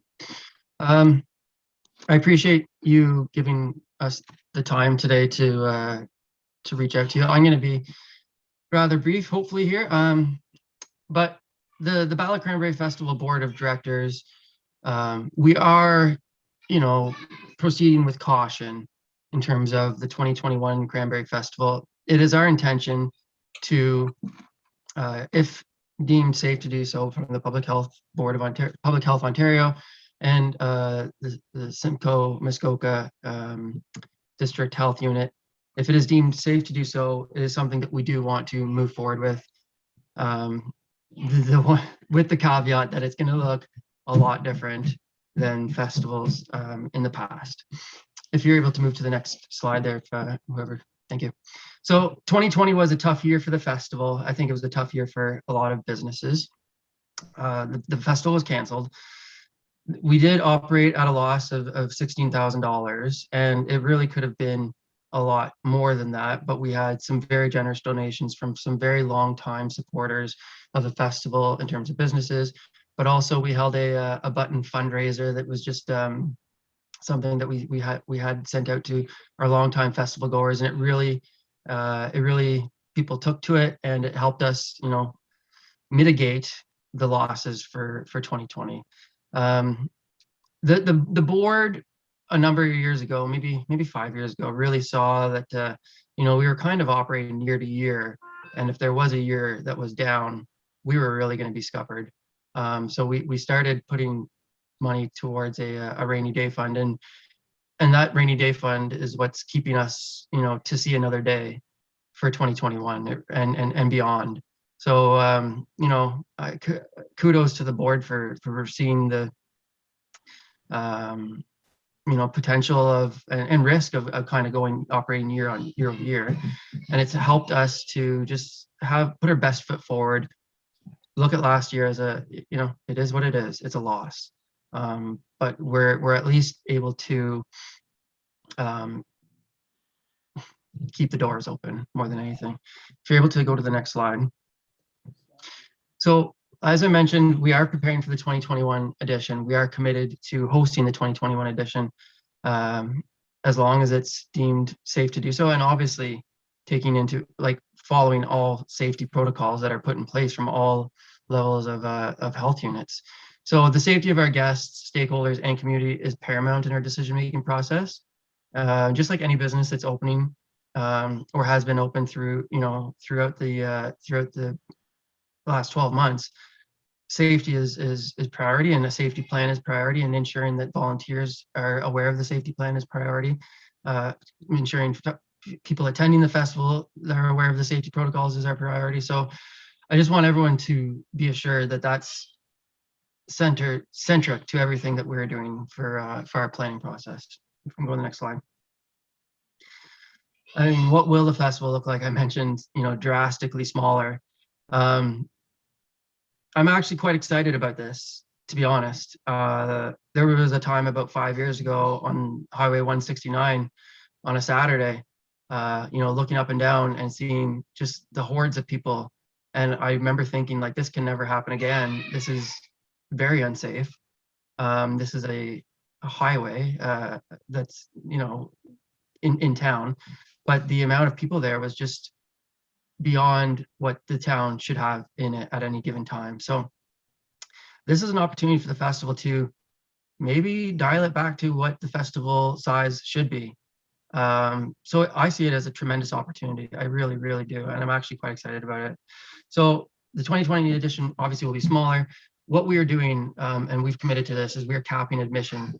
So whatever is the number that's authorized by public health units, that's the number that's going to be allowed into town on a pre-purchase only admission. And that's how, we're going to control the crowds. Crowd control, crowd size control is going to be the biggest priority of this festival, because you can't have people coming to town that don't have this pre-advanced purchase. And all of our marketing communications is truly going to be not marketing the festival. Our marketing and communications is going to be marketing that the only way you're allowed here is through pre-purchase. And we expect anything that we put up as a pre-sale to be sold quite quickly. I think there's an appetite for people to come back, and we hear it from a lot of our stakeholders. So the idea is, like, we are making sure, or number one is priority is making sure that the town is not overcrowded, because we all know what that could do. The second thing would be, we're obviously increasing utilization of outdoor space. We have a great outdoor space. It always has been a mostly outdoor festival, but we're just going to have a higher focus on that for obvious reasons. And then enhanced safety protocols in place. I mean, the safety plan that we're going to be drafting up and sharing with every single one of our stakeholders is going to reiterate how safety is the largest priority of hosting a festival. Next slide, please. So the 2021 festival financial planning, it's challenging. It's challenging. When your budget is based on admissions and vendor fees, and then you say, well, how many people can come? And we don't know, right? We don't know what the public health units are going to say is going to be the maximum capacity for an event or a festival. So it's very challenging. It's the biggest challenge, obviously. I think a lot of people, at the township level, at the councillor level, you probably scour budgets very often and scour them with great scrutiny. And we don't have that. We really don't have that luxury right now. So the festival, on a financial planning scenario, we are planning for a break-even / modest loss scenario for 2021. And that's because, less admissions, less vendor registrations, just less revenue altogether. And then enhanced safety measures are going to increase our expenses. So truly, expense control is going to be imperative, in order to ensure that this festival mitigates or minimizes its 2021 loss. Next slide, please. So we've come to the township with a couple of requests. The main thing is, this festival, we're not going rogue here by any means. We're following the advice from the public health units, and that's simply it. So, planning something 4 months down the line and it is contingent on obviously things, information and guidelines and restrictions being loosened. But you still have to plan it, because this thing won't plan itself in 3 weeks or 4 weeks once we kind of maybe are in stage 3 and more information comes down from the public health unit. So we do at the festival level need to get down to business now, and all of our planning is contingent, and we're not signing contracts that are, unless there's contingencies and that sort in it, but we still have to plan. So we've brought forward 2 requests from the Bala Cranberry Festival Board of Directors that really is just going to help us get to a stage where we can plan a festival where we don't necessarily know what the guidelines are going to be just yet. But so it's a contingency request. We're asking for the following resolution to be passed. Contingent on Public Health Ontario and Simcoe Muskoka District Health Unit putting forth guidelines that make festivals events permissible, the Bala Cranberry Festival requests a 50% reduction in venue rental fees from the Township of Muskoka Lakes for the 2021 festival year. And this is what I just mentioned about the expense control. We need to, wherever we can, seek discounts or discounts from our typical expenses, cost cutting from our typical expenses. So there's going to be things that maybe in the past that won't make the cut this year, because it is all about cost control. This is purely contingent, but I'm asking for a resolution and a motion to be passed on these contingencies. So we're not committing to anything. We're just saying, contingent on this being approved from the public health sectors, we would, as a township, grant this request. And then the second request on the next slide here. This is pretty important to us too. Just there's so much planning and planning that goes into the festival, day of, weekend of, and the township works very closely with Tania throughout the year on this. Tania, I do want to reiterate that the township staff is very, very helpful, resourceful, and has been a huge boost for us as we've kind of fine-tuned the festival over the past 5 years. It's really been a great partnership. So again, contingent on Public Health Ontario and Simcoe Muskoka District Health Unit putting forth guidelines that make festivals/events permissible. The Bala Cranberry Festival requests the Township of Muskoka Lakes to approve our requests regarding temporary road closures and temporary no parking tollway zones on township roads. So this is a request that we always bring forth. We work with township staff on the request in particular. So around this time, we probably would have brought it forth probably about 2 months ago on a normal year. But it's something that we need to know that, hey, if everything kind of lines up, do we have these temporary road closures that are very necessary for the festival in order to operate weekend of. So those are the 2 requests. I encourage you to, I think this has to be, I'm sorry, I'm not really sure of the process, but I think this needs to be brought towards the council as a whole. But you've heard them, you've listened to them. I hope that I've instilled confidence that safety is our #1 priority. We are optimistic, and I think we should be. I think everyone should be. Like, really, the way that things have been going this last month is a snapshot into the continuation of how the vaccination rollout is working. So that's why, I mean, we've seen some dark days over this last year, but there is light at the end of the tunnel, and that's what gets us really excited, and really bringing back this community event that is all about the community, that's for the community, that does such a tremendous community service to our businesses, to our stakeholders, to our community. I'm super excited. So I hope that you can share in this enthusiasm and sharing this excitement with us, and help us by looking at these resolutions, hopefully pushing them forward so that we can at least on our end get the planning going. And that's the end of the presentation. And really, thank you for your considerations. I think that Tania and I will duck out, but unless there's some questions that you might have for me, before we leave. Well, that's great. Thank you very much. And I do believe there are a few. I want to say before I ask the committee for their questions, just what a worthy pursuit. Thank you for your time, your effort, your energy, both yourself and Tania. There isn't anyone here that doesn't want to see this thing, come back and be a tremendous success. And it sounds like you've done your planning, and that's why you've come to us here today. There is a natural process to this, and it will be. There is not a staff report as yet.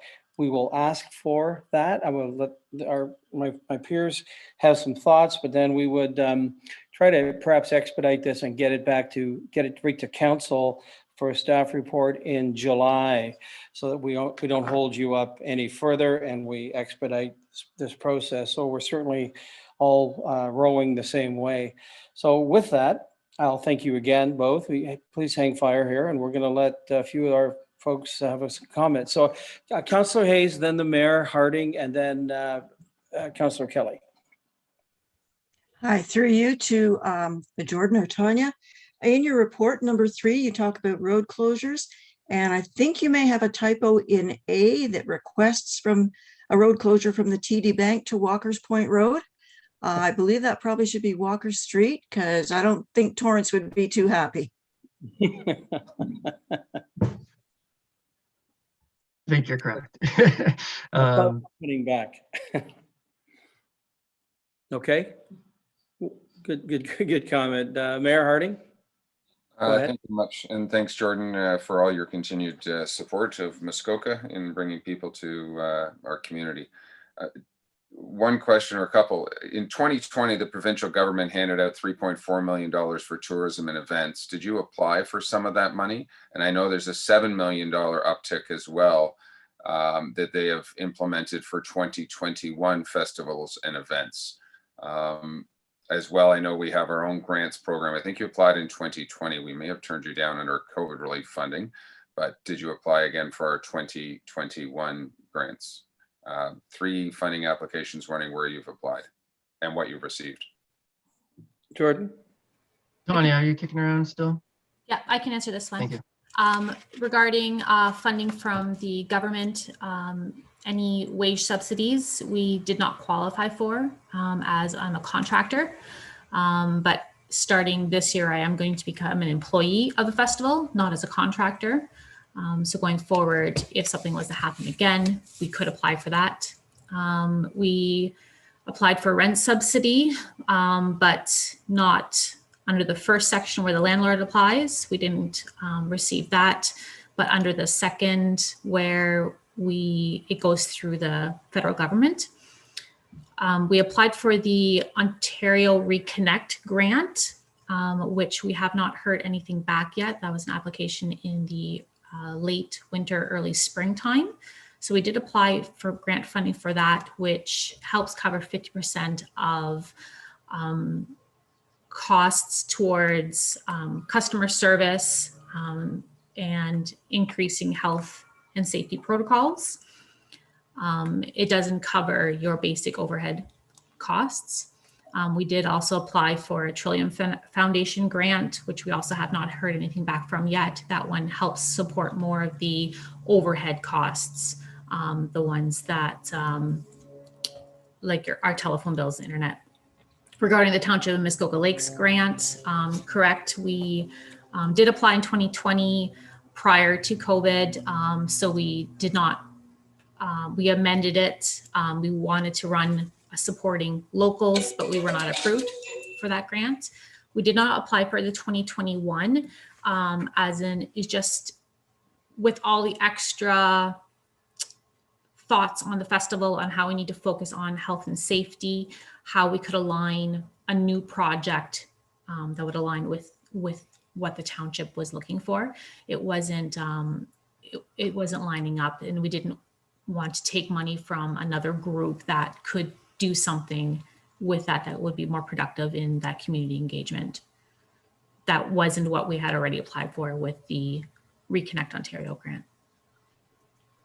Mary, you have a quizzical look on your face. Well, and I appreciate that. You know, I guess there is significant, as I look online, significant provincial funding, Berrylicious, which would be a similar, or Bench Winterfest. $25,000 was awarded to Barrie. Town of Lincoln got 64,000. Christmas cheer event, 14,000. There's a number of these small Downey's Christmas at the Farm in Caledon, small little event, got $50,000 from the province. And I guess I'm going to encourage you, and I appreciate, Tania, your comment, you didn't want to take it from another event, but when we have hard costs with event like running the festival and our costs associated, we're not in the business of making money. So a 50% reduction is money that's coming out of the taxpayer's budget, or our budget, so to speak, because we have increased expenses to manage your festival. So ultimately it is taking from those people anyway. And understanding, again, there's a $7 million right now that the province has offered for festivals and events. I'm just very surprised that we're not seeking other funding. That's a big pot of money, and you guys would be primed to receive more money than you've ever got in your life. And I'll just leave that comment at that. I have no issues with road closures. We do that every year. I'm struggling a little bit with the 50% reduction on fees, especially realizing there's more money out there we may not have tapped into. If I may just clarify. Go ahead. The Celebrate Ontario 2020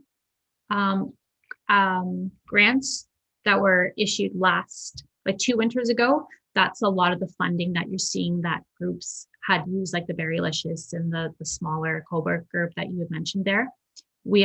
Celebrate Ontario has been renamed to Reconnect Ontario, and that is what we did apply for, but they have not made any announcements yet regarding that. Okay, good. Okay, Councilor Mazan, you did have your hand up, but it's down now. Is that okay? You're good? Okay, fine. Thank you. So we don't have a resolution to read today because we were receiving this, under advisement. I would look to the committee here for your support to, as I said earlier, expedite a staff report through our communication and economic development specialist, Mr. Corey Moore, to come directly to council with that report at next cycle in July. Would I get a kind of a nodding of heads and a show of support for us to do that? And then we would consider this request. I'm seeing a very favorable, people are shaking their head. That's good. I think in the meantime, perhaps a side discussion could be all about the some of these funding and applications and some of that. I do and would suppose it would be included in our staff report, that recommendation as well. So we'll probably stay on you in regards to that. Okay, well, listen, thank you then. You will see on the agenda for the month, we'll let you know in July, a fulsome staff report where we'll be discussing it at council, and one would suppose voting at that time to move to some extent forward to acknowledge your request. So thank you for your time and well done. Thank you so much. Have a wonderful day, guys. Cheers. Okay, committee, it's 11 o'clock. I would now ask, just our report from Public Works Director on the a proposed traffic bylaw update, that we take a 10-minute break and come on back at about 11:10. That works for everyone. We'll see you in a few minutes. Thank you.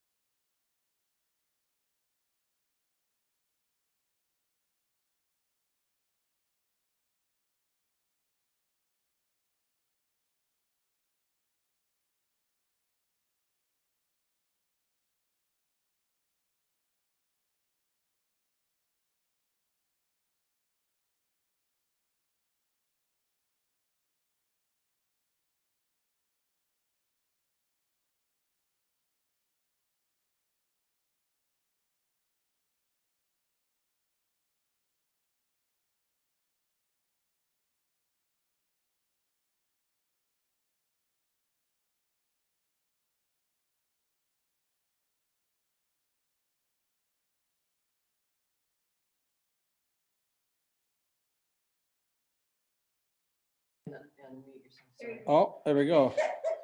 Jeez. I'm talking to myself in here. Oh, I love Zoom. Okay, item 5A. Welcome back, everyone. I'm going to call on the Director of Public Works, Ken Becking, for his proposed report, proposed update of traffic bylaw. So Ken, go ahead. You've got the floor. Thank you. Thank you very much, Mr. Chairman. Members Committee, the existing bylaw has been in place since 1986, and conditions have changed in the township significantly during the intervening time. In addition, we've had numerous requests for adjustments to both traffic control conditions as well as speed conditions throughout the township, to the extent that it's prudent to undertake a major update of the bylaw. The draft bylaw that is before you proposes to regulate 4 issues: right-of-way at intersections, maximum speeds on our roadways, seasonal load restrictions, and idling. Staff have reviewed the conditions in the field on every road in the township, and the schedules reflect their recommendations with respect to the treatments at the specified locations. The seasonal load restrictions have been consolidated. Currently, they're spread out over several other bylaws, and the proposed bylaw, if approved, will put them all in one location.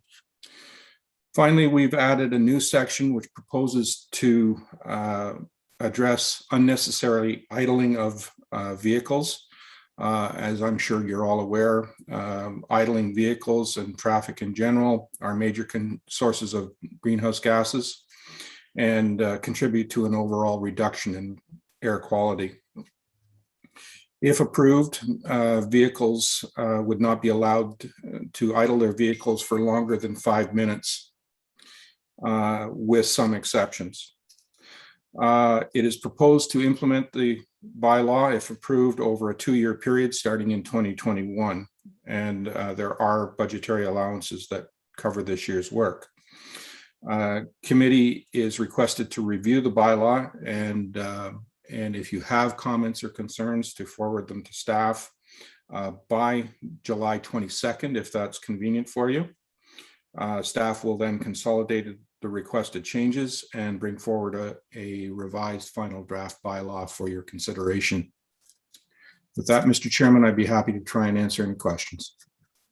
Good, thank you. So maintenance, good updating. Committee, I see no hands. Okay, everybody's okay with the first phase. Here we go, we got a few. Okay, Councillor Jaglowitz and then Councillor Hayes. Thank you, Chair. Possibly Director Becking could be more explicit on right-of-way control. I see there's a budget of 21,000 and then speed advisory 53,000. These are not insignificant amounts. On right-of-way control, you're only talking township roads, not really meat district roads. And maybe you could just explain it a little more. I'm just, just maybe explain it, why all that signage is needed. Director Becking. Thank you, Mr. Chairman. Perhaps I'll address the last question first. As far as the district roads, no, the draft bylaw does not apply to any intersections with district roads. According to the Highway Traffic Act and the Public Transportation Highway Improvement Act, at the intersection of 2 roads of differing jurisdictions, the senior jurisdiction carries through the junior. So as a consequence, the district is responsible for traffic control measures at those intersections. With respect to the councillor's comments regarding right-of-way control, the signage that is being proposed is predominantly for stop signs.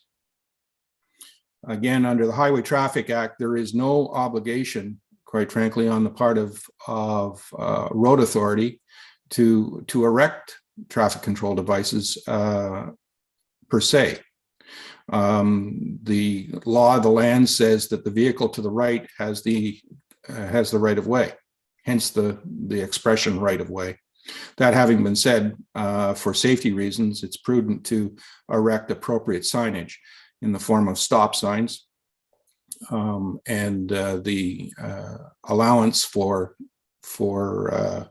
the implementation of the bylaw will pay for the purchase and erection of appropriate stop signs at the locations. With respect to speed limits, again, the Highway Traffic Act is the governing piece of legislation, which states that the speed limit in a rural area is 80 kilometers an hour unless posted otherwise.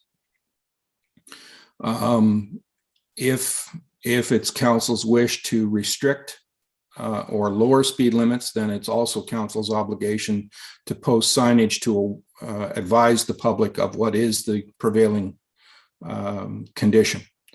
And there are standards that have to be met with respect to the number and spacing of signs. And the funds that have been identified are estimates, and I would emphasize that they are estimates of the amount of signage that would be required in order to comply with the Highway Traffic Act and the regulations thereunder. Thank you. Councillor Jaglowitz, you're muted. You have a supplementary? Yes, I do. Just wanted to use Riverdale as an example. Where Riverdale meets Peninsula Road 7, you wouldn't be involved there because that's a private road meeting a district road, right? You're not going to be involved where there's two private roads, I assume, right? So again, at the intersection of roads of differing jurisdictions, the senior carries through the junior. So the district would be responsible for traffic control measures at that location. Private roads are up to the purview of the authority having control over the private road. And so with speed limits, if there's a district road and then you move on to a township roads, they might have different speed limits? Is that because we can't control speed limits on district roads, right? That is conceivable, yes. Okay, thank you. It just sounds a little confusing to me. Okay, Councillor Hayes and then Councillor Roberts. Okay, through you to Ken. Mr. Becking, thank you for the part on idling. That's greatly appreciated. Does the posting of the roads help us in or strengthen our case in any insurance claims for traffic accidents? And I have a supplementary depending on your answer.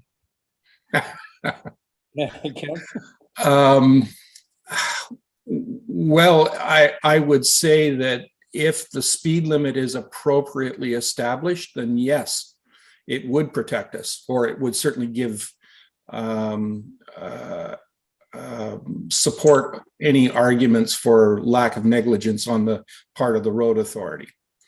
If the speed limit, however, was inappropriately established or inappropriate for the conditions, then it could have the reverse effect.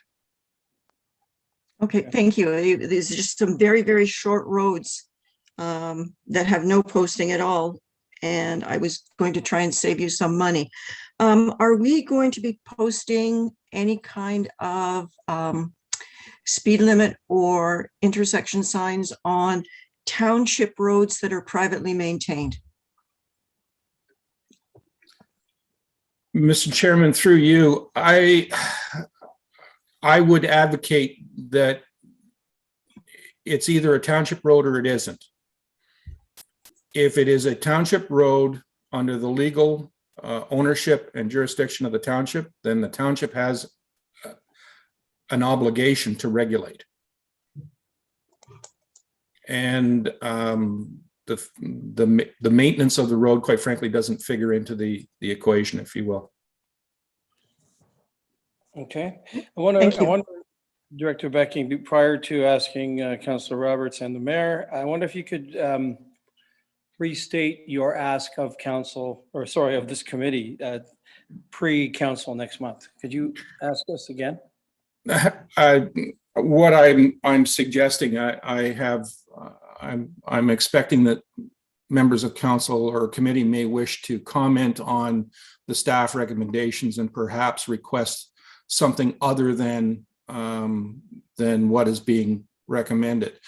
And so to that extent, I'd like to extend that opportunity to committee to comment, and then in order to expedite the approval, staff can then come back with either revised recommendations if staff can support it, or in the alternative, give council a response from staff as to whether or not the requested change is appropriate and the rationale behind the staff position.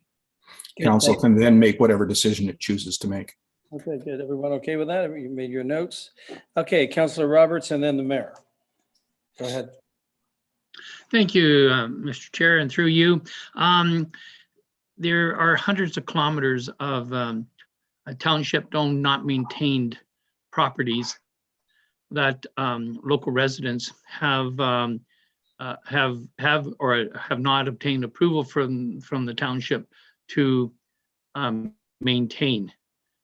I know on the one that I'm thinking of, stop signs were erected on one of the intersections by the township, not by the road association. I think maybe sometime in the future, not now, we should really better understand what the township does for these roads, because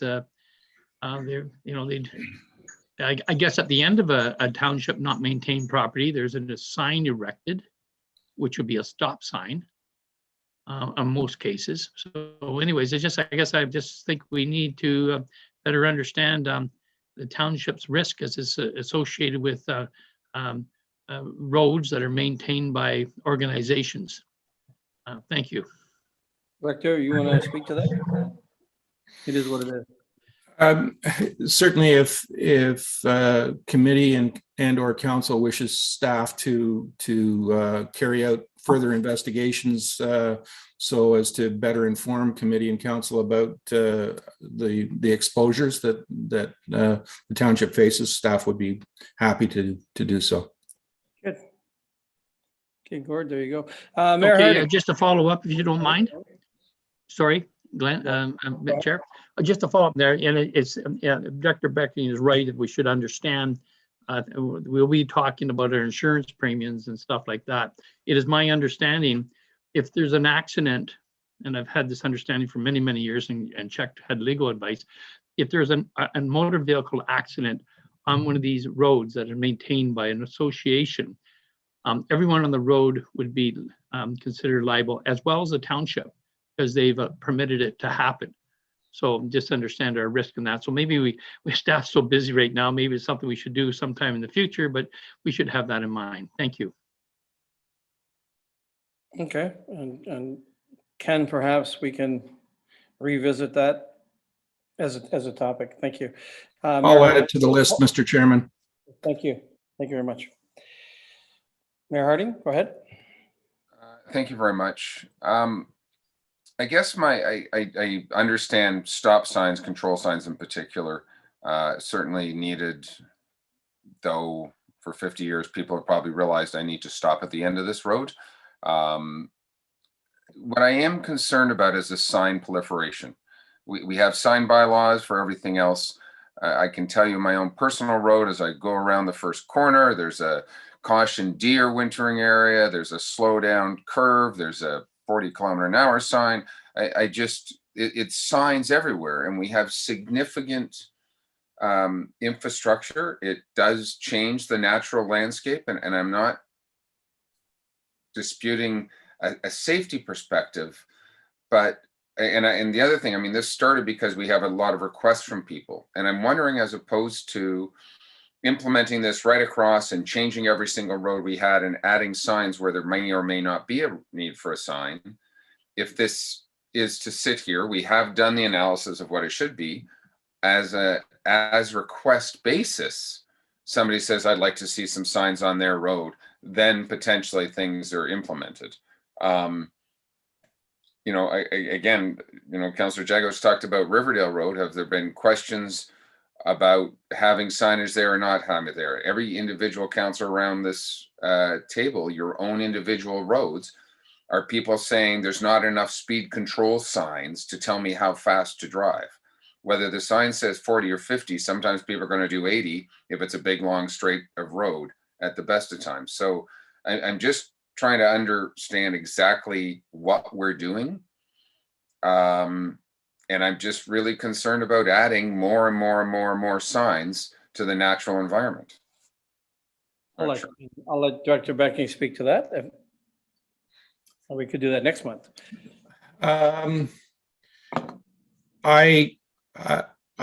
share the mayor's concerns. I would agree that there are an awful lot of signs. Let me rephrase that. Appropriate signage is a good thing, and it contributes to public safety and highway safety. Unfortunately, there is a lot of signs out there that, quite frankly, do not serve any useful purpose, but nonetheless have been erected. I would suggest that from an engineering and from a public safety perspective, the signs that staff are recommending in this report are the important signs. I would suggest that there are a lot of signs out there that, quite frankly, are not serving any useful purpose and probably should be taken down. So I think it boils down to a question of priority. What should be out there and what shouldn't be out there? Okay, good, thank you. And I'm going to let our CAO, Mr. Hammond, chime in here. Thank you. Thanks, Mr. Chairman. Good morning, members of the committee. Just further to Mr. Becking's comments, it strikes me that speed control and stop signs bring a sense of uniformity system-wide. So we're creating expected standards for road users. Also, to the mayor's point, I think there is a proliferation of signs. Typically, they tend to be non-road related, and we do have controls through a sign bylaw for that. So I think the system that the director is envisioning would be more of control and stop signs, and he's indicated a willingness to take a look at those other signs which are non-mandatory. Thank you. Thank you. And I'm wondering, I see no other hands. And I'd be certainly willing to do this. I mean, I do have a resolution, but which would get this to council next month. Do we want to, does committee have an appetite to keep this here for a month, for another month, and discuss some of that sign proliferation and in fact investigate that further as a body of this work? And I'm not sure in terms of timing if this is in terms of its urgency. Does anyone have any comments on that? I see Councillor Jaglowitz has his hand up, and then Councillor Bridgman. Go ahead. Thank you. Yes, Mr. Chair, I would suggest this not go to council, but come back with more detail fleshed out, maybe with examples of exactly what's going to take place, so we better understand it. At least that would be my my recommendation. Thank you. Okay, thank you, Councillor Bridgman. Thank you, Chair Zavitz. I think I know what's going to take place. These signs are going to go up if we pass it. So my suggestion, because I have had a lot of, as Director Becking will know, I've had people ask me to post signs because these side roads, with everybody up here with COVID and with young children, the speeds have been really an issue. So I'm liking the let's get these in place because they're important. And yes, I would like to see what other signs we could take down. I don't think it's next month we need to have that because I know we're really busy. But I, for one, do not want to delay this. I would like to get the signs up for everybody. Okay, good, fair enough. Councillor Nishikawa, then the mayor, and then Councillor Hayes. Thank you. Through you to Director Becking, I'm wondering, or actually just a general. So right away, I know what roads that I feel that we should be establishing.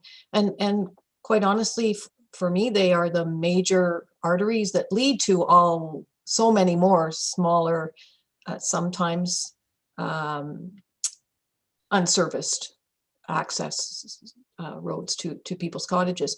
I'm wondering if there is an appetite that could be discussed at our next meeting, whether it's at general finance or not. I actually see that there is an opportunity to move something forward that it can get done this season.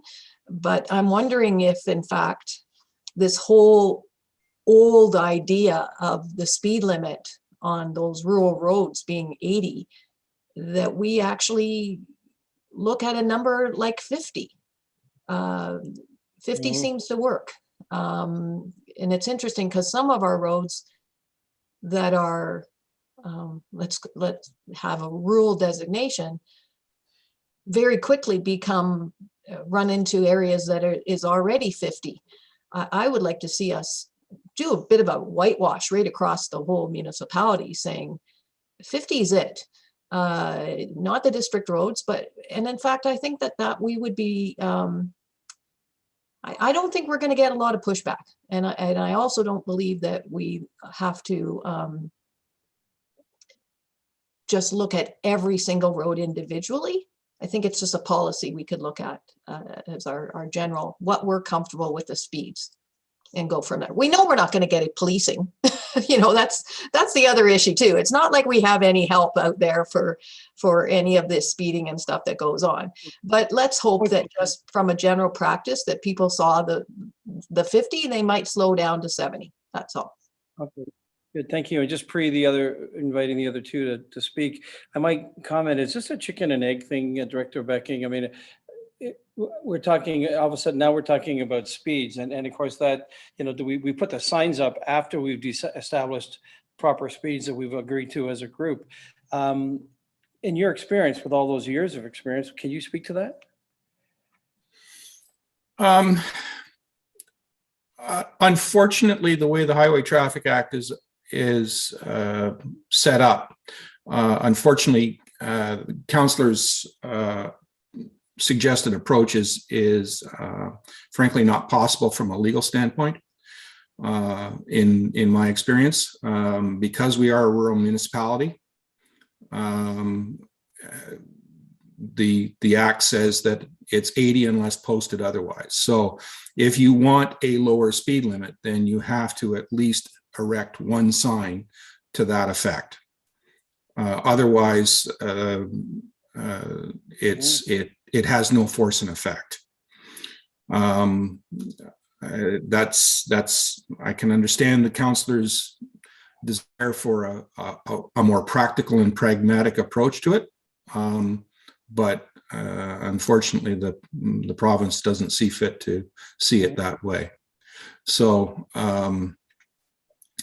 the other comment I would make is that the inherent within the staff proposal is that we'll focus on the more critical roads in 2021 and do things on a prioritized basis, so that we try and deal with the hot button issues and the more significant roadways within the system this year, and we'll follow up next year with the balance of the project. Yeah, because we never get, I can tell you in Ward A, I've never had a request to speed up traffic ever. And everybody wants it slowed down that I hear about. So I'm going to ask the mayor, and then I'm going to ask Councillor Hayes. Go ahead, Mayor. Thank you. And I appreciate Councillor Bergman's comments about, people want some lower speeds and you keep getting requests. What I am, and I'll come back again, I'd really like to understand the roads in particular that are causing us issue. And if there's one or two, we might want to address those. We also set up some false expectations, and I'll go to Director Becking. Any of our personal roads and some of these small little dead end cottage roads, I don't see the police setting up radar to enforce speed. And yet, people, well, you can only do 50. Well, so then we've got to get a cop out there. We've got to get speed. We've got to get radar trap. And I'm not sure if we're always going to get the desired result. One sign on a road, I guess I could buy. There's only a half dozen roads here that I can see, maybe 8 that go to 60 kilometers an hour, many at 50. I'd almost like to see a sort what are 40, 50, and 60 kilometer an hour roads proposed, The specific question, I guess, to Director Becking, are these your proposals of what the speed should be on these roads at this particular time? Or is it other? Where did these speeds come from on this road, on these roads? Director Becking? Thank you, Mr. Chairman. The schedules that you have in the draft bylaw are the staff recommendations for proposed speed limits. In the bulk of instances, setting speed limits, as I'm sure the mayor is aware from his involvement with the district, is set on a variety of factors, or there are a variety of factors that are considered in recommending a speed limit. One is with respect to the nature and the character of the adjacent development. So is there one house a kilometer, or is there 50 houses a kilometer? Obviously, with more development adjacent the roadway, there's a greater risk for interferences and so forth, and therefore the greater risk of accidents, and hence the need for a lower speed limit to reduce that risk. One of the other major considerations in setting or recommending speed limits has to do with the geometrics of the roadway. In other words, what is the practical, the physical, what practical physical limitations are imposed on a vehicle in order to safely maintain a given speed. I would suggest that the schedules that you have before you consider both of those factors predominantly. In some cases, it's purely a geometric constraint. In other instances, it's a development constraint. As a general statement of principle, many of our roads, frankly, you'd be taking your life in your hands if you traveled more than 60 kilometers an hour. It just simply isn't physically possible to go that fast. There are other roadways where the extent of development and entrances on adjacent to the roadway demand that a lower speed limit, just simply because of the potential for accidents from people entering and exiting onto the adjoining properties. So it's a balancing act. Okay, Mayor, does that get you where you need to be for the moment? Okay. It explains where the numbers come from, and I appreciate that. Thank you. Thank you. I'm going to call on Councillor Hayes, then Councillor Kelly. Okay, thank you. Through you, I would like to see this go to council next month. I think it's a matter of insurance, and I think we should get those speed limit signs up there. When I first looked at it, I went, whoa, look at all the signs. But then I had a conversation with Mr. Becking last week, and I realized that on Walker's Point, the only signs, speed limit signs, are on the district road. There are no other speed limit signs. So I think this would be a benefit. And I think that if there are issues, once the signs are up, where people call and ask for a review or why, I'm sure that Mr. Becking can handle that and make any adjustments as they go. But I would like to see this come forward, as I think it will slow some drivers down, may not slow others down, but it will also help with the insurance on the township at the corporate level. Good. Okay, thank you for those comments. Councillor Kelly. Thank you, and through you, I've heard a lot about the need to examine the condition of the roads.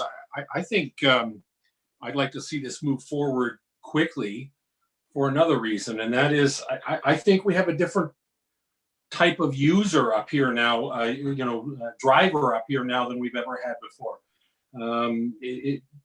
You get comfortable on these roads after you've driven them a few times. You know where the sharp curves are. You know that rock faces have implications. You know that ditches are deep and shoulders are soft. You only have to stand for 5 minutes in Port Sandfield, and you realize that the whole concept of a single-leg bridge is lost on a lot of people.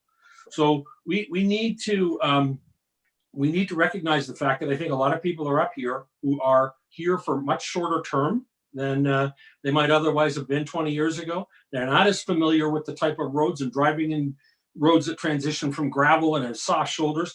And I think the issue really is for their safety, but more, or as importantly, for the safety of our pedestrians, our cyclists, and our own drivers. I think we need to get this done and get it, get it up and get it done, if for no other reason than to make this place a little more drivable for people who aren't here as frequently as some of us.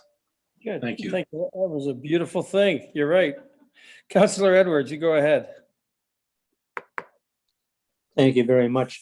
I think it could come to council if you have any changes and that request, as Director Becking said, you can send them to him. I know one I will be sending in, and that there was a request. So I think we could move it forward to council and discuss it at that time. I don't think it has to come back.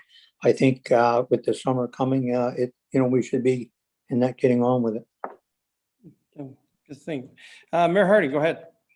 Thank you. Again, if this comes to council, that's fine. I guess my one question that I'd ask Director Becking, many of these roads have a speed limit suggested today, and many of them are already posted with those speed limits. So we're not having to erect every single sign here.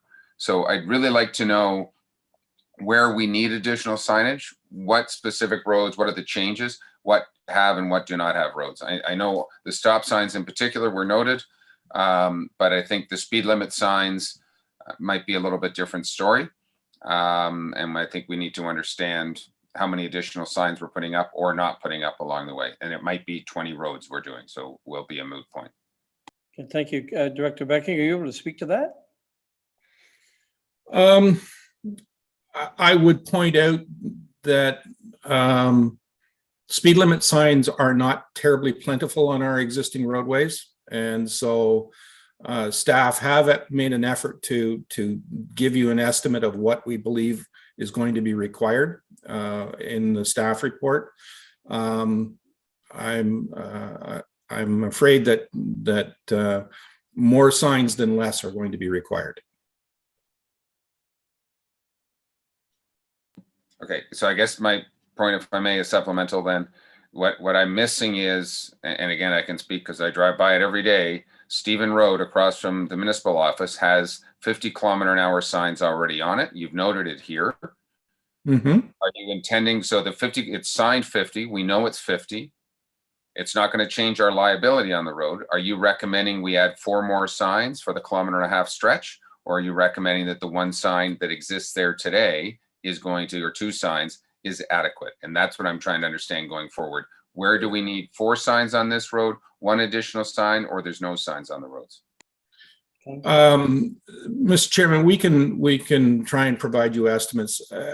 Essentially, what the one of the regulations under the Highway Traffic Act says that signs have to appear, I believe, every 1,100 meters or 1,200 meters along the length of the roadway. So provided that the road is less than that length, then 1 sign at the beginning of the road is sufficient.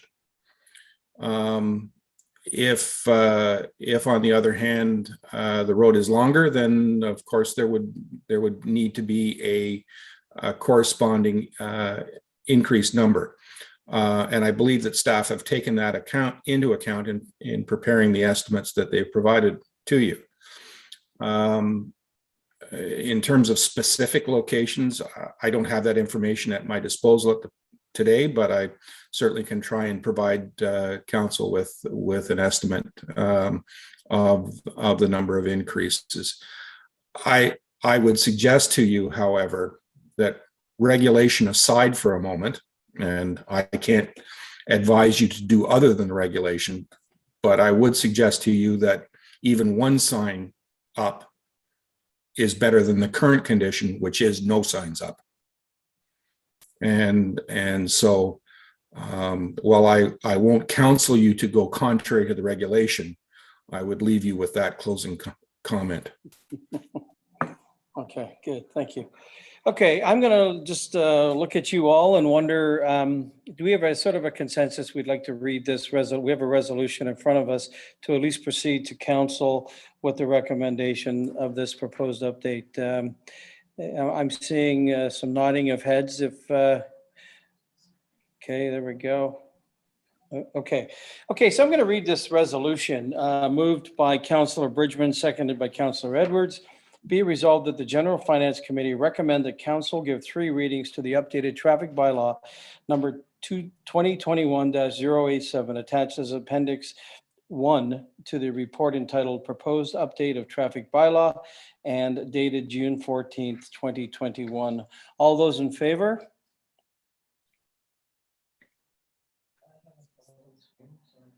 Cheryl's, okay, I see it unanimous. You froze the screen? Yeah, she voted. She had her hand up. I saw her just hidden. Okay, good, thank you. That's carried. Thank you, Director Becking. Okay, so item 6D from our clerk, Cheryl Mortimer, is a report on council remuneration policy. Cheryl, you have the floor.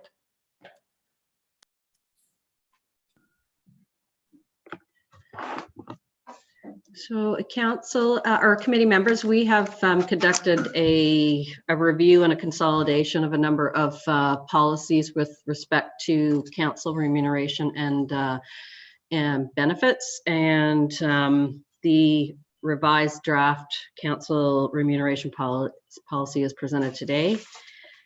We would be recommending that a few other policies be repealed because they have been consolidated, and those would be attendance at conferences, conference expenses, mileage, and council benefits program. So they've all been put into one. The other component that is included in the policy is that we would recommend that a consultant be hired once every 4 years prior to an election, and that an ad hoc committee be set aside with citizens, and that they would review the consultant's recommendations and bring that forward to council for consideration of approval. This would set the benefits and remuneration for the next term of council. So taking that awkwardness out of the equation. So I can answer any questions, and hopefully that this will proceed as presented. Thank you. I'll call on Councilor Nishikawa with her question, I suppose. Go ahead. Thank you. I like the idea of the citizen committee. I don't like the idea of hiring a consultant. Councils of past have done this over the years. Yes, there's sometimes there's a bit of awkwardness. Generally, in my experience, it has always been that the current council is putting in policies for the future council. So it doesn't necessarily mean that those same councillors are going to be sitting around the table for the next round of council. And in my experience, it has worked. I don't like paying for consultants, honestly. I really do feel that if you have a citizen group, and we have some very, very knowledgeable people that have stepped forward to volunteer in the past, that we will get the same outcome. Especially when we know a consultant is really going to be just pulling from 5 other municipalities, for instance, and all of those sort of details. So I believe that a citizens group could accomplish that. I'm just not in favor of hiring a consultant every 4 years. Thank you. Okay, thank you for that. Councillor Roberts and then Councillor Edwards. Go ahead. Thank you, Chair. Thank you, Chair, and through you to the clerk. In the appendix on the staff report, page 108, there's a purpose that this is to establish fair and equitable remuneration for the mayor and the council consistent with other municipalities and compare it with comparable operating budgets and number of households. And I could have a supplemental, Chair. What's the definition of a household? To Cheryl, is that? Who would answer that? Derek, is that? Sorry? Yeah, okay, so Cheryl, I'm going to ask you for comment. Thank you.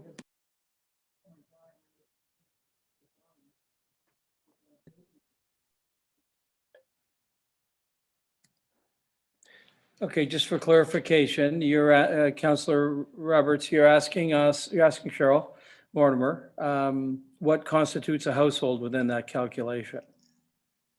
Correct? Yes. Is there a specific reference page?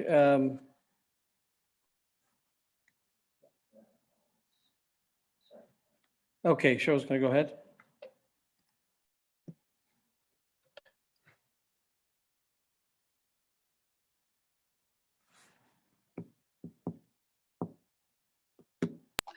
I'm sorry, I'm struggling to find the section of the agenda, but a household would be a household within the township of Muskoka Lakes. I'm not sure what. Okay, so sorry to put you on the spot there, Ms. Mortimer. The question is that if a household is a permanent residence, then I think we have talked a lot about this, is that you know, through the modernization and that. I don't want to chime in and cut you guys off. So am I okay? Yeah, so I'm just thinking that we should think about relooking at the definition of household. You're not hearing me, or what's, is there? Okay, let me. Are we okay? Hello? You can hear me? Perfect. So I'm just saying we should relook at that definition of household, and maybe it should be an assessed value on the number, because if it is permanent, we all know that our work is heavy and driven a lot, not only by permanence, but also seasonal. So that's my proposal. And if you could get back to me on the definition of the household offline, that's fine. Thank you very much.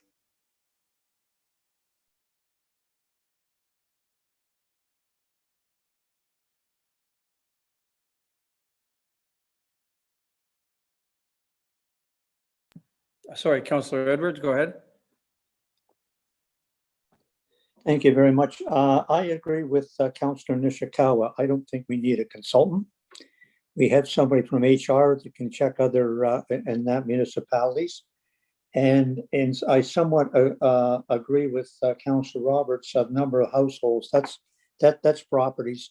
But also you have to look at the areas and everything else like that. Like this is a large municipality area-wise. And so that should also come into it. But the HR and that can do that. They're capable of coming up with agreements with unions and everything else like that. So I can't see spending $10,000 to give us $2,000 raise over the actual council. So I would not be in support of a consultant. Thank you. Okay, good. Thank you for that. I wonder if I could just have a look at you all. Okay, we're going to let Cheryl clarify, then I'm going to ask you a question. Now, Councillor Edwards, you see you've got your hand up still? Okay, good. So hand this over to Cheryl Mortimer, clerk. Thank you. The household number that you're referring to is in the policy that we are repealing.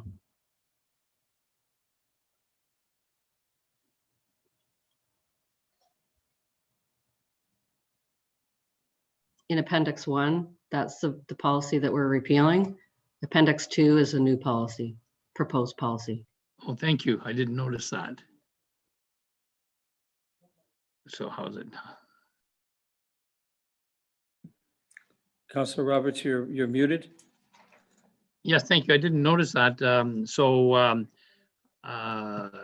to the clerk, is my concern addressed in the appendix 2? Sorry that I did not pick up on that.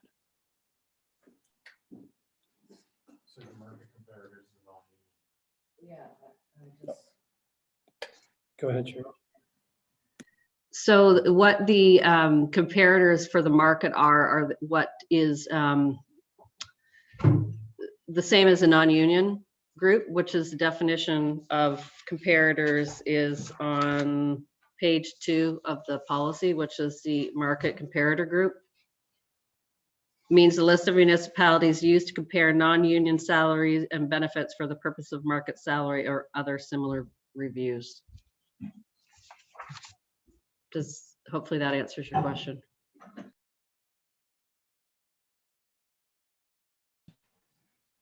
Okay, see the mayor, sorry, Councillor Roberts, so you are. Thank you for that explanation. I'll look into it deeper. Thank you. Thank you, Cheryl. Mayor Harding, go ahead. Thank you. I would agree. I think our staff and HR can sort of conduct a review. The only question I'm going to ask is, we do a review of what is existing today. We target 60th percentile, but when all of our comparators go through and do the same thing, everybody is sort of upping, and oftentimes we find ourselves behind potentially for another 4 years. Is there an opportunity to set a policy to do the review? We know what the new would be, but within the first 6 months confirm that we are still within the 60th percentile based on the target. Because if all of a sudden everybody else jumps for whatever the reason, we had some changes that came into play this past term because of a lack of a tax benefit.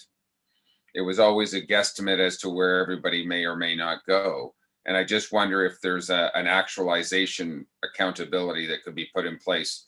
It's out of our hands as a sitting council, but the prior council states here's where it's going to go, and that it's confirmed within the first 6 months.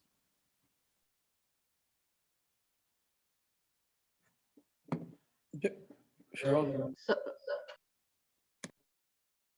Every year, the council reviews the budget, and so during that time, I would assume that if there's anything that needs to be adjusted, it would be done at that time as regard to wages. I think it's more that the 4-year review is more that we want to establish all of the benefits and the base amount that it's equal to in that 60th percentile. But that it's up to the direction of committee and council. If you want to amend this policy, that's why we're here. I guess a supplemental, if I may, then the only comment is we are targeting a 60th percentile, and I agree with that. We're looking at our comparator group. We're looking in the Mr. Chairman, just further to the clerk's commentary with respect to the mayor's question. I'd also note that 1B of the proposed policy, which she was alluding to with respect to budget approvals, provides for an annual cost of living adjustment. So that is intended to sort of capture, to keep the wage level at parity with the comparators. And the notion of the review in that 3rd or 4th year is to ensure that we are keeping pace. So that is the intent, is that annually we are trying to keep pace, and then that opportunity towards the end of the term provides for that catch up, if you will. Okay, thank you for that. I think just in terms of keeping it moving, the question I would have is, it seems to be there is some thoughts and concerns in some committee members' parts about the consultant piece. Can I ask here and now, the consultant piece is baked within the updated remuneration policy. Do I ask if people want to remove that? And if that's the case, then what is that? How do we get to that same end? So I'm going to let the CAO speak again. Thanks, Mr. Chairman. So if committee wishes to remove or replace the notion of a consultant with staff, that can be done, and the resolution could be amended to as amended, and the policy will be updated and presented to council in that fashion. Good, thank you. So as I look at you here and now, is there an appetite for that, for the actual removal of a consultant? Can I ask you to give me a sense as to whether we would prefer staff instead of a consultant? I'm seeing hands up, thumbs up, nodding of heads. So, okay, so it would appear that I could read this resolution with be approved as amended, correct? Okay, we don't have to decide. Okay. It just as amended. Okay, good. So I have a resolution in front of me here, moved by Councillor Bridgman, seconded by Councillor Edwards. Be it resolved that the General Finance Committee recommend to Township Council that the proposed updated council remuneration policy attached as Appendix 2 to the staff report entitled Council Remuneration Policy and dated June 16th, 2021 be approved as amended, and that policies C-GG-09, C-GG-10, C-GG-12, and C-GG-28 be repealed. All those in favor? Good, thank you. That's unanimous, that's carried. Thank you so much. Okay, item 6E, we have a report from Mark Donaldson regarding the payment authorization bylaw. Mark, you've got the floor. 6E, go ahead. Thank you. Welcome. Thank you, Chair. This is just part of our effort to update various policies and bylaws. And currently the bylaw is silent on the use of electronic funds transfer. We currently pay approximately 80% of our payments through EFT, and 20% is paid through check. So what we're endeavoring to do here is, one, to address the authorization required for EFT and to update for checks as well. The proposed bylaw would change the current structure from 2 signatures on a check for all payments to the requirement for 1 signature on any payment up to $25,000, whether it be by check or EFT, and the requirement of 2 signatures as identified in the bylaw for any payments of $25,000 or greater. Just for some context, to date this year, we've made over 900 payments, and of those over 900 payments, 24 of them were over $25,000 or greater. So the vast majority of the payments that we make are less than $25,000, but this would certainly enhance our efficiency. And the bylaw does provide for internal control that whoever authorizes a payment or approves a payment, or approves an invoice for payment, is not the authorizer of the payment. So the example would be, if I approved an invoice, then I would not approve the EFT. Someone else on the list would approve the EFT. So we always have that division of responsibility to ensure that we have good controls within the township. And I think that was all the comments I wanted to highlight, and I'm happy to take any questions. Good, thank you, sir. Councillor Jaglowitz, go ahead. Thank you, Chair, through you to staff. Mark, I understand, just humor me here for a second. I understand the process for a check. There's an invoice that comes in, it goes through the various checking. There's some approval marked on the invoice. A check is created. It matches the vendor. It's signed. An ETF, there's various ways of doing ETFs, but a lot of them don't necessarily go.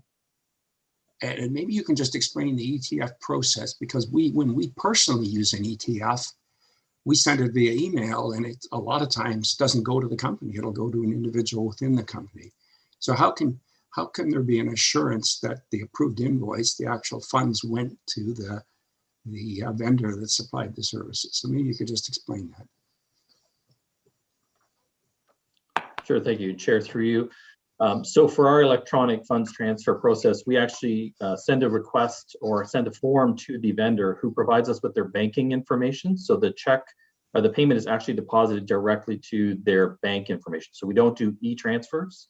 We're doing transfers directly from our account to the vendor's account as they have provided to us. And that is done basically within our system. So we enter that information into our vendor record. So when that invoice is entered through that vendor is linked up with that account, and that's how the transfer is executed directly to their banking. So supplementary. So when I look at the paper trail, then I'll see a piece of paper authorizing the ETF, and it won't just have a bank account number on it. It'll actually have the name of the supplier that matches the invoice and PO. Is that correct? Thank you, Chair. Through you, that is correct. So it is an actual remittance slip that shows the vendor. It shows the invoice that's being paid. It shows the amount, and I initial, or the payment is actually initialed by someone of authorization rather than a check. It's actually reviewed by someone to see that that payment is actually going to the same person that the invoice attached is related to. Thank you. Okay, good. Thank you. Now, just to check in with everyone, my screen is frozen, so I don't know the last 5 minutes. Is everyone hearing all of this? I just want to make sure that we're communicating electronically. Yes. Okay. Yeah. Okay, good. Thank you. So, but the screen is frozen, so no one's moving. Okay, good. Thank you. Thank you for that. Seeing no other questions, thank you for your report, Mr. Donaldson. I have a resolution to read here, moved by Councillor Kelly and seconded by Councillor Mazan. Be it resolved that the General Finance Committee recommended Township Council that 3 readings be given to bylaw number 2021-XX attached as Appendix 1 to the report entitled Payment Authorization Bylaw and dated June 16th, 2021. I will call the vote. All those in favor? Okay, there. I see everyone's. Donalda?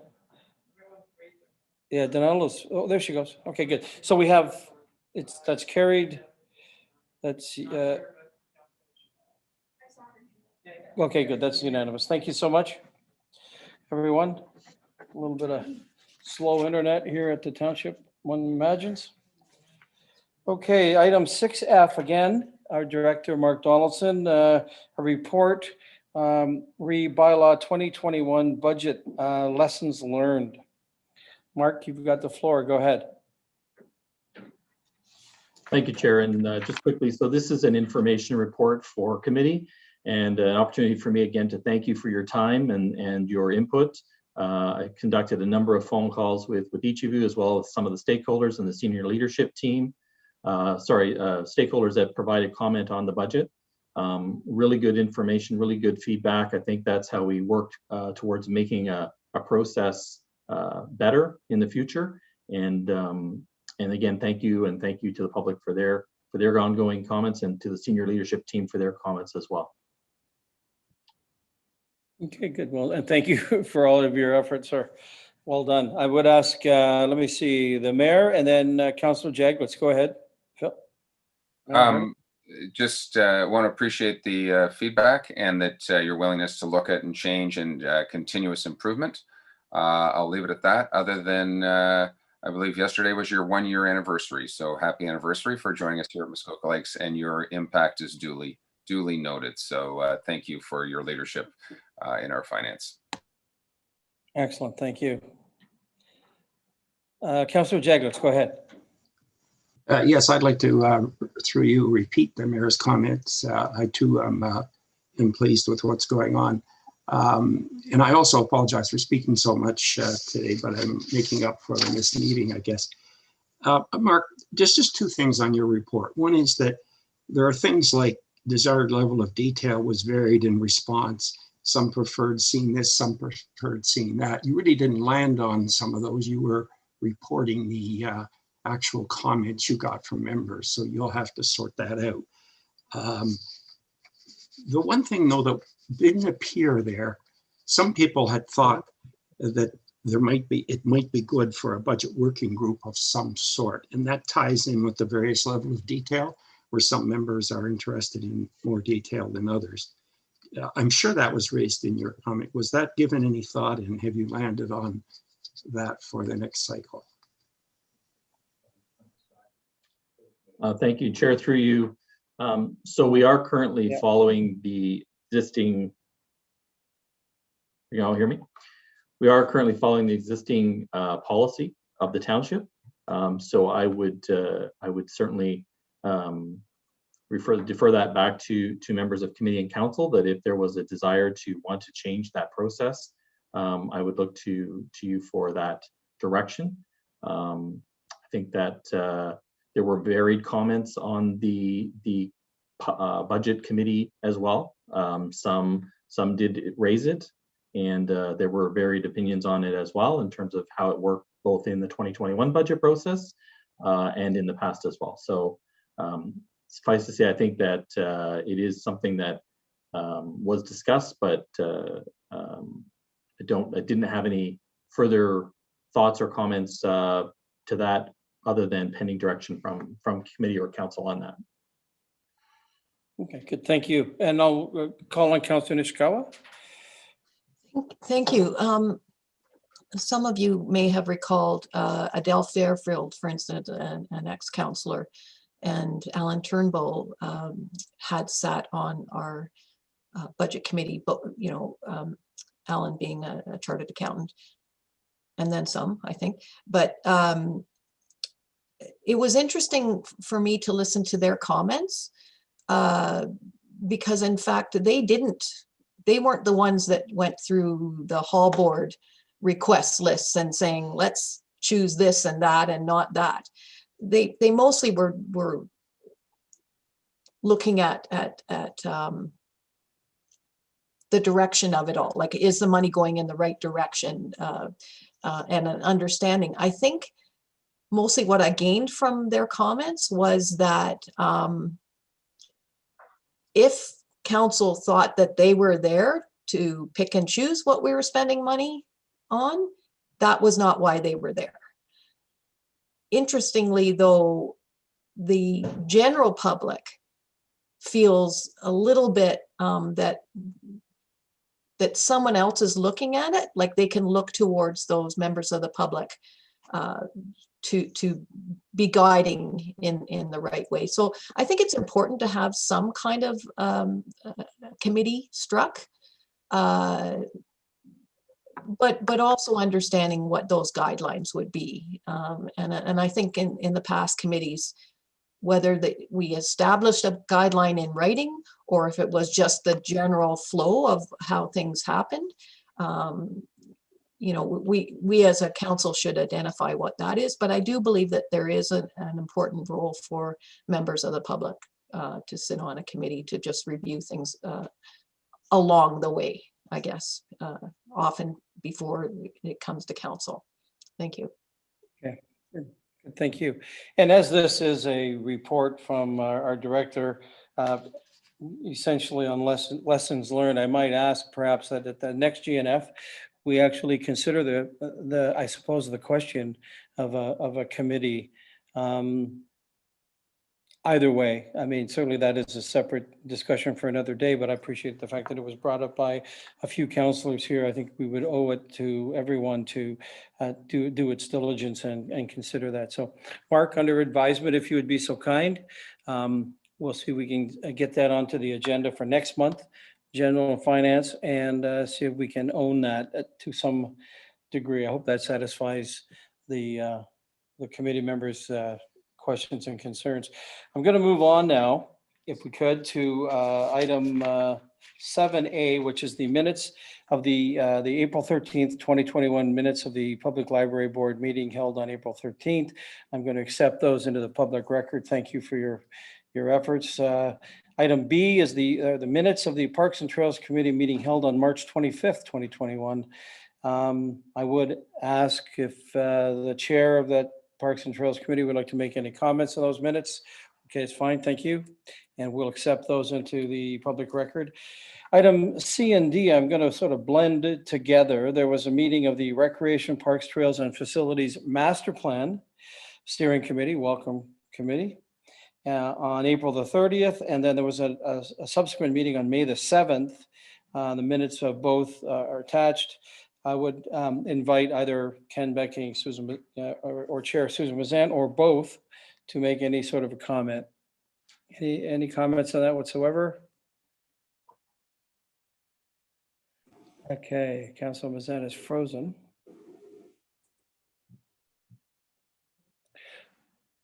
Okay, okay, it's good. I'm seeing no hands up. I don't know if I'm frozen. I don't have any comments to make unless there's a question. Yeah, fair enough. And I'm not seeing any. And we can't see Director Becking. Okay, he's gone. So we'll move on. We'll accept your minutes into the public record. Thank you for your efforts. Item A, the minutes of the Grants and Economic Development Committee meeting held on April 28th, 2021.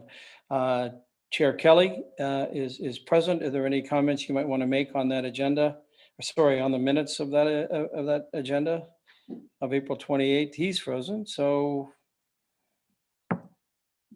Okay, fine. We'll accept those into the record. Thank you. And item 8B is a report from Corey Moore, our Communication and Economic Development Specialist, licensed cannabis retail locations. This item was requested at the May 12th, 2021 General Finance Committee meeting. And Corey, you have the floor for your report, sir. Thank you. Welcome. Thank you, Chair. Just reporting back on committee's direction to receive input and recommendation last month from the Grants and Economic Development Advisory Committee regarding retail cannabis locations in Muskoka Lakes. We had a good discussion with the committee at our meeting at the end of May, and highlights of that discussion can be found in the report. Overall, the committee recommended that they viewed the retail cannabis locations as an economic opportunity for Muskoka Lakes, and recommended that council opt in moving forward. So with that, I will turn it back over to you, Chair, and happy to answer any questions. Good, thank you. And it was a great staff report, of course, very informative. Committee, I would ask you any thoughts, interests, concerns. I do have a resolution to read. I'm seeing none. Oh, what is going on? Councillor Edwards has his hand up. Right, Councillor Edwards, Member Edwards, go ahead. Thank you. I will not be supporting this motion. The reason is we have small community stores like Milford Bay. We have Windermere in that, and you're going to have these popping up. We can't regulate them. The government won't let us regulate them. If you go into Bracebridge, within about 10 to 12 stores, there's two of these here areas selling it on one street and one block. We cannot control them.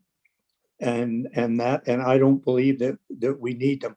Mississauga has just turned it down. They would not go into it, and I would not be supporting it, because I don't think it's actually required in the small areas that we have. And there's no benefit to the township, because if we opt in, we can't get any payments for it. And secondly, I just don't think at this time we need it. Thank you. Good, thank you. Appreciate your comments. Councillor Jaglowitz, and then Mayor Harding. Thank you, Chair. The previous Councillor Edwards just expressed exactly what I was going to express. I will not be supporting it either. I don't think there's a problem with people accessing it. We're not preventing them. They're camped on our border. So I will not be supporting it for the reasons expressed by Councillor Edwards. Okay, good. Thank you, sir. Mayor Harding, go ahead. Thank you very much. I would echo the prior comments. I realize that there's, we want people to use shop local, stay local, everything else. The reality is we don't have a Canadian Tire. We don't have a Walmart. We still need to go to other stores. We still need to use, we are a small little community. If we want to talk about economic growth, let's bring a new restaurant and encourage them somehow to stay open year round, to bring tourism into the area. for more than the 6,000 residents are within this community. In the past, we've been known as the real estate community and real estate offices everywhere. Who knows, heaven forbid, we're now just going to become the cannabis location everywhere. So I'm okay with our decision where we are right now. And I know that may not be popular with some people, but I would rather see more of a diversity in some of our businesses and encouraging more of a diversity. If I remember reading, and I don't have it in front of me, but some of the other municipalities are worried about some of the enforcement issues and some of the concerns with numerous shops and what's going on. Or I think even in one of the letters of correspondence that we received, that they're trying to get increased financial assistance because of the costs associated. So at this time, I'm going to say no. Okay, thank you, sir. I'm going to call on Councillor Nishikawa, then Councillor Kelly. I'm finding this quite a challenge that, in fact, for the number of years I've sat around this table, we don't determine what type of business comes to set up in Muskoka Lakes. And again, it's sort of another interesting conversation. Would we be having this conversation if we saw a few more applications for liquor stores? The reality is this, I don't see, and I'm just talking about our municipality making suggestions of what type of business that they want to see established. And it's kind of surprising, some of the comments that we won't say anything about the number of real estate offices out there. We won't say, for instance, do we need this, that, and the other? We just don't have those kind of conversations. But now we're really going to make sure that if there's an application that comes forward that someone wants to, or not even, it doesn't even have to be an application. If somebody buys a building in Port Carling or Bala, for instance, and I would suggest that that's where they would want to be, that we are going to try to be part of, even though there's a Canada-wide approval, that we're going to be trying to regulate what type of business we want in Muskoka Lakes, because I would like to know what type of businesses are acceptable in Muskoka Lakes other than real estate offices. Okay, thank you very much. Councillor Kelly, then Councillor Bridgman. Thank you, through you. And I'm going to revert back to my instinct for on the economic development side. I'll stay right away from the whole moralizing on something which is clearly now legal, and tell you that my biggest stumbling block here is we have and I know I said this last time, and I know it was, incredibly unpopular, but the simple fact is we have a finite number of retail locations in this township.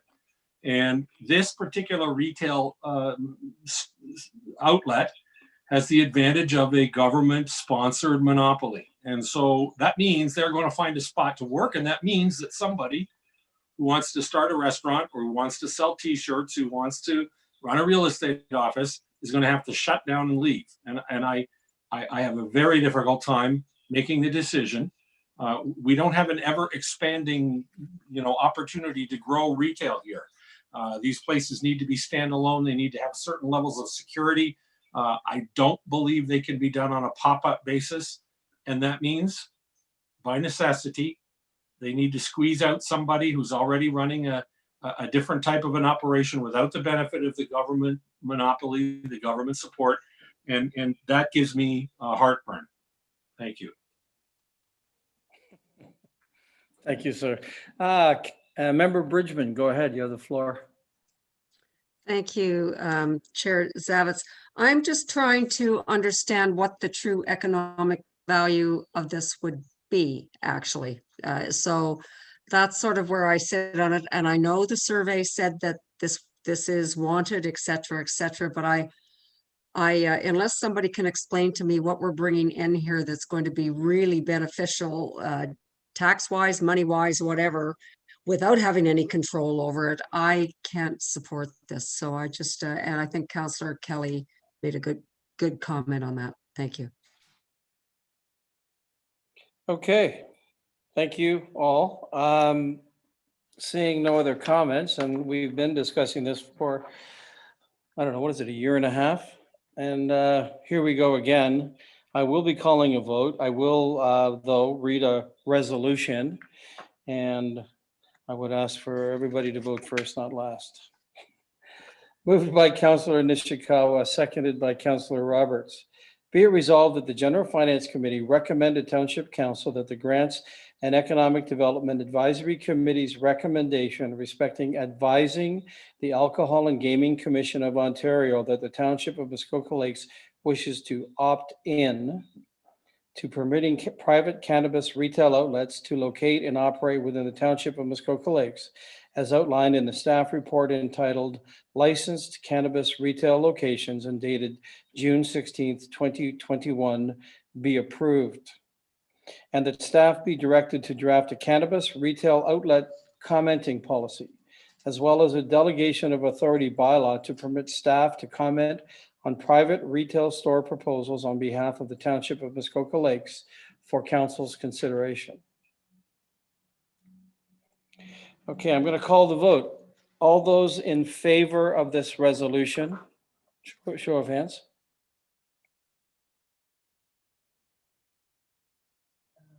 Well, this is not good if we're frozen.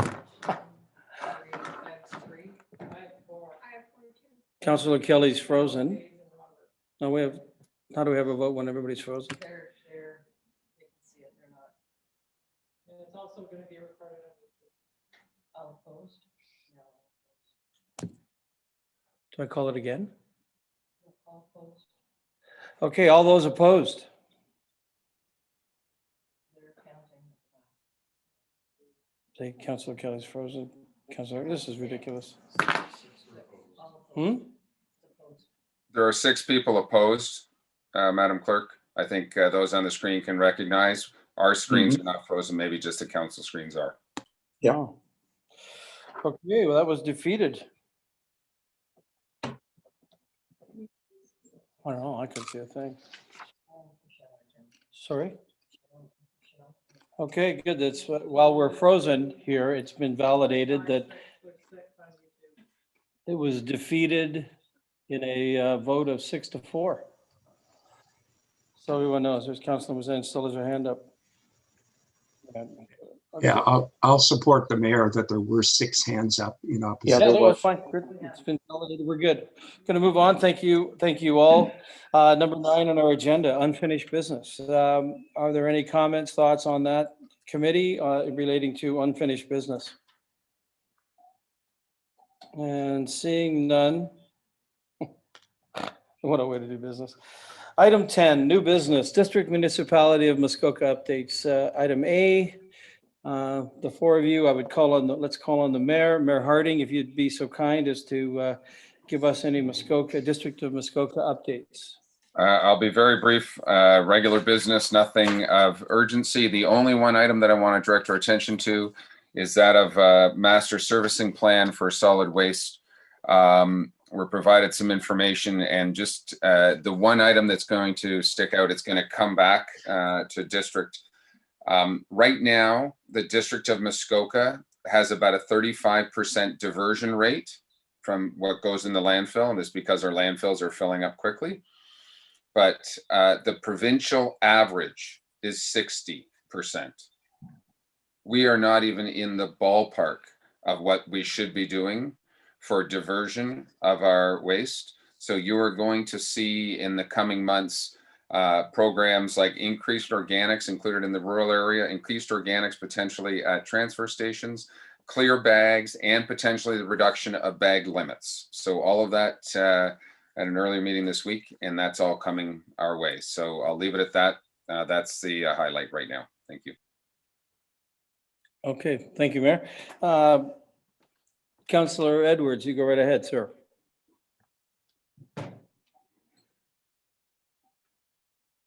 You're on mute, Alan. You're muted, Alan. Thank you.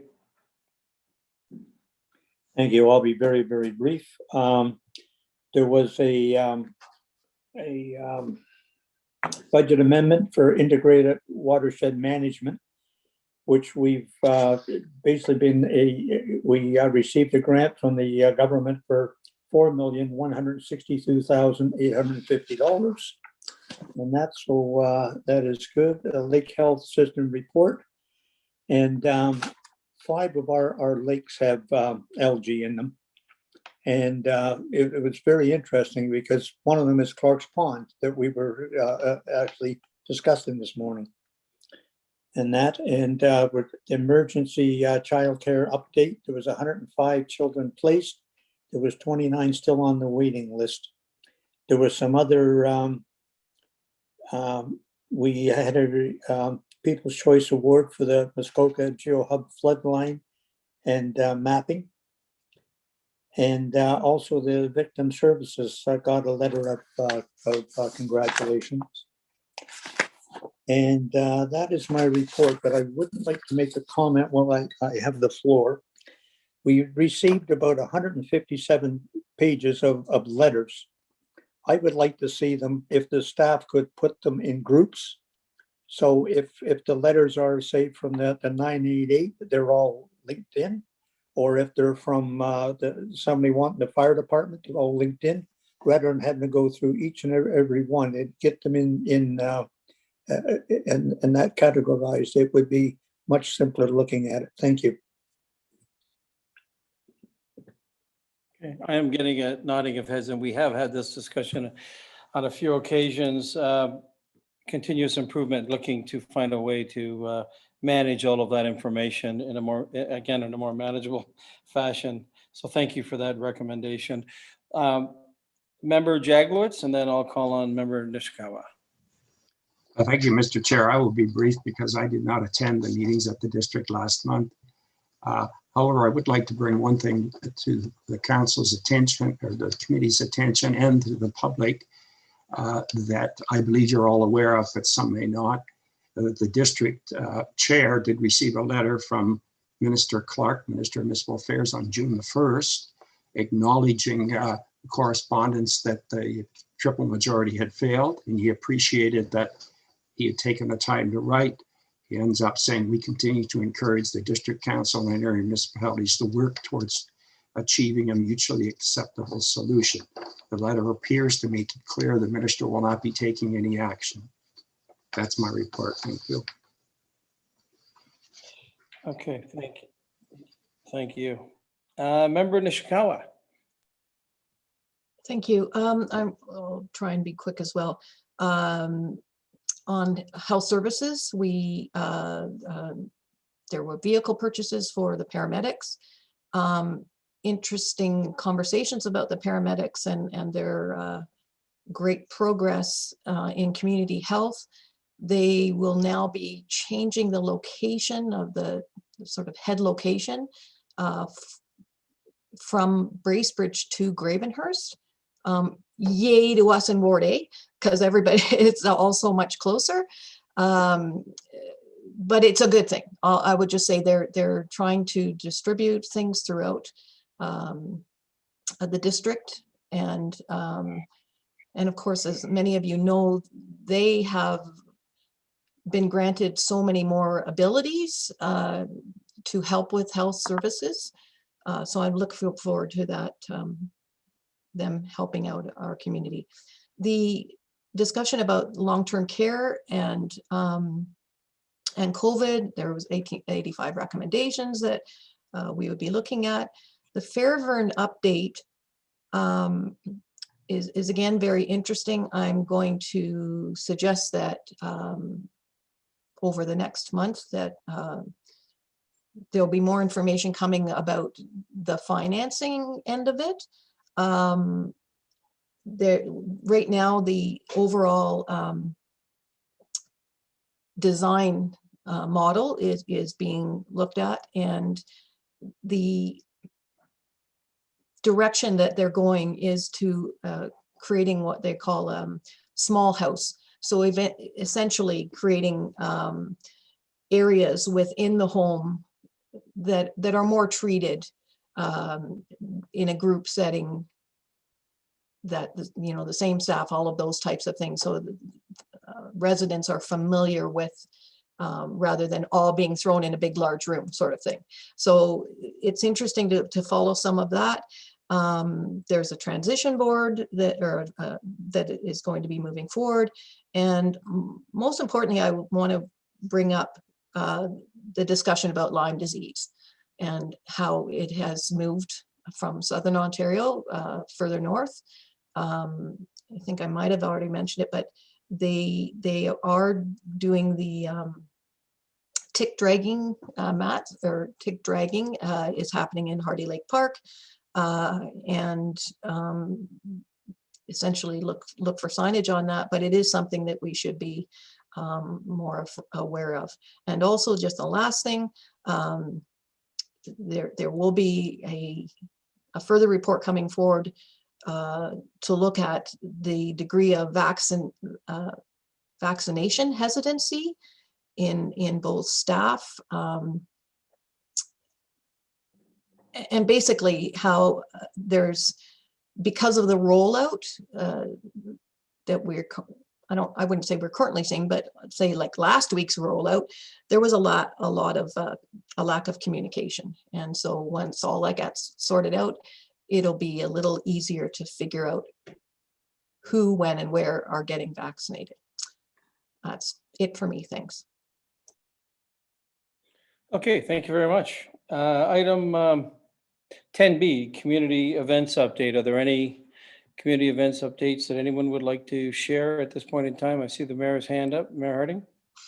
Thank you. The only thing I'm going to comment on is next Tuesday at Hannah Park in Port Carling, in conjunction with our MP Scott Aitchison, we will be doing a tribute to understand the victims and the lives lost of the Indigenous school, the unmarked grave that we found, or that was found. So there will be 215, I believe, posters erected, but look for a press release later on this week about that, but I believe it's scheduled for next Tuesday. Good, thank you. And Councilor Nishikawa, go ahead. Thank you. I just wanted to let folks know that the Legion will be hosting a graduation ceremony for Glen Orchard Public School for that grade 8 graduating class. It'll be less than 25 people, but I just think it's really encouraging to see those outdoor events happening in the community, and I like the lead that they're taking. Thank you. Good.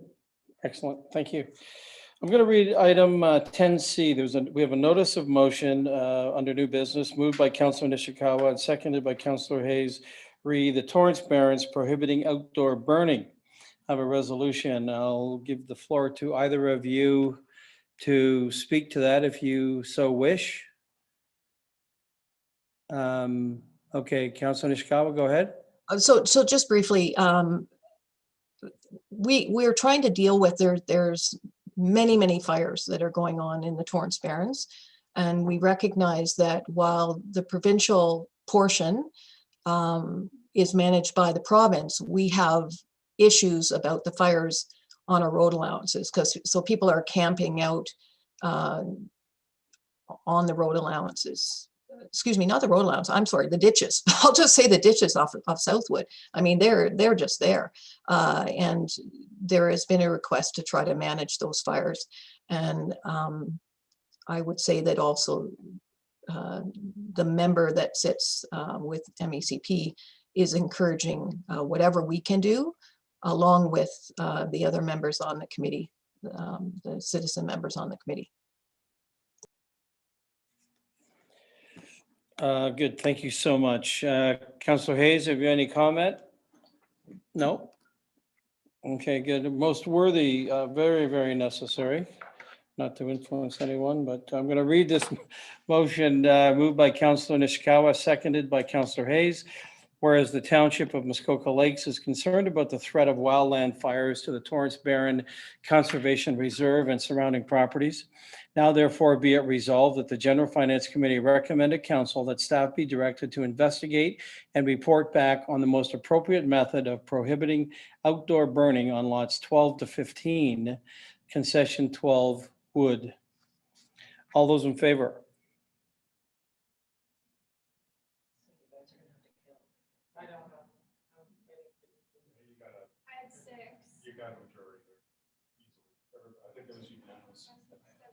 Okay. It's unanimous, Glenn. That's wow, let's flip it backwards. Okay, thank you all for that. I'm going to refer simply to item 11 in its entirety, as we've previously discussed. If there's anything there now, I'm seeing. Okay, so Councillor Mazan first, and then Councillor Hayes. You go right ahead. Our screens are frozen. We're having challenges. That's okay. I don't have my hand up, but I do believe Councillor Hayes does have her hand up. We see that. Yes, thank you. Councillor Hayes, go ahead. I did wanted to bring something forward on new business. That's the Ann Street launch on Walker's Point. Currently, there is no commercial usage allowed. Historically, this was built by a commercial user for the commercial users, and until just a few years ago was maintained by them. Because of the size of the dock, only small commercial users can get in there. 2 years ago, someone had moored a boat there, and there was a complaint issued, and that's when it was posted no commercial. Complaint was issued a few weeks ago when a small home business launched from Ann Street several days in a row, and they were advised by the bylaw that they could no longer launch from there, and it was something that they've been doing for the last 20 years. And the confusion is that these small vehicles that they use for commercial, they also use for personal use. And so yes, if you have your fishing equipment on it, you can launch that boat, but if you have your plumbing equipment on it, you can't launch that boat. So what I'd like to request is that staff provide a report on changing the bylaw to allow small to medium commercial boats to use the Ann Street launch. All materials must be on the boat, and no loading and storage of the materials at the launch site.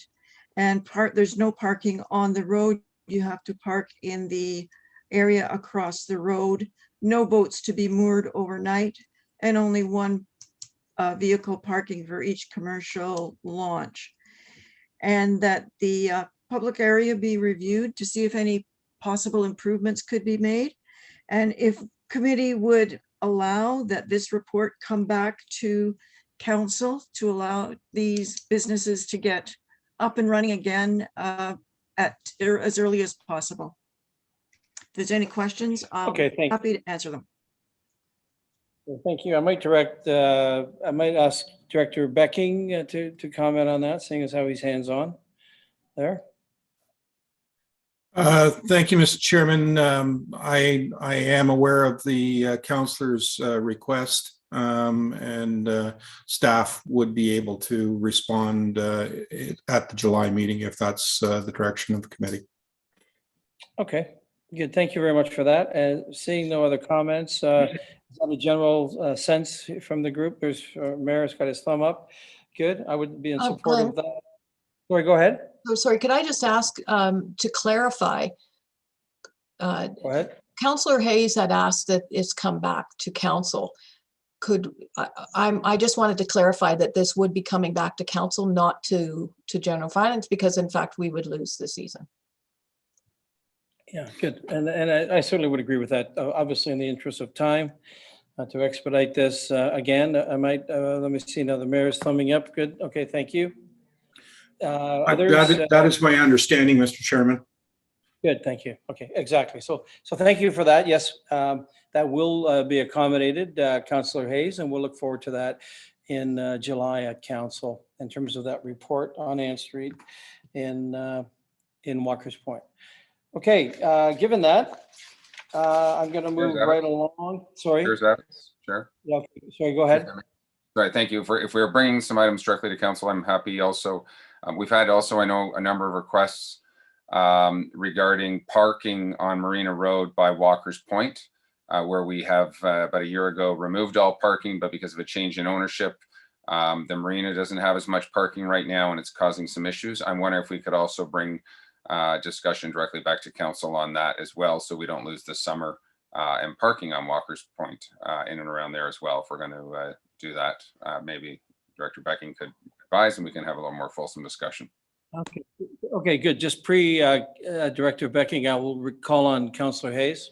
Go ahead, just to comment. This was something that we did put through the proper channels, and I think with the fact that the parking on Walker's Point Marina is actually expanding, which may allow them to park up in the other area that is just 2 doors away.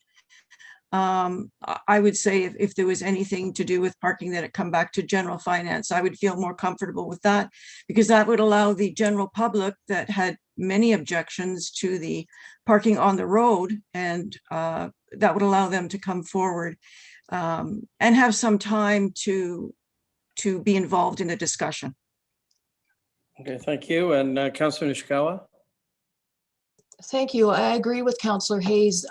This is, I don't want to get into the discussion at this moment, but I do believe that it is a committee discussion. This isn't just a walk on, let's change everything again.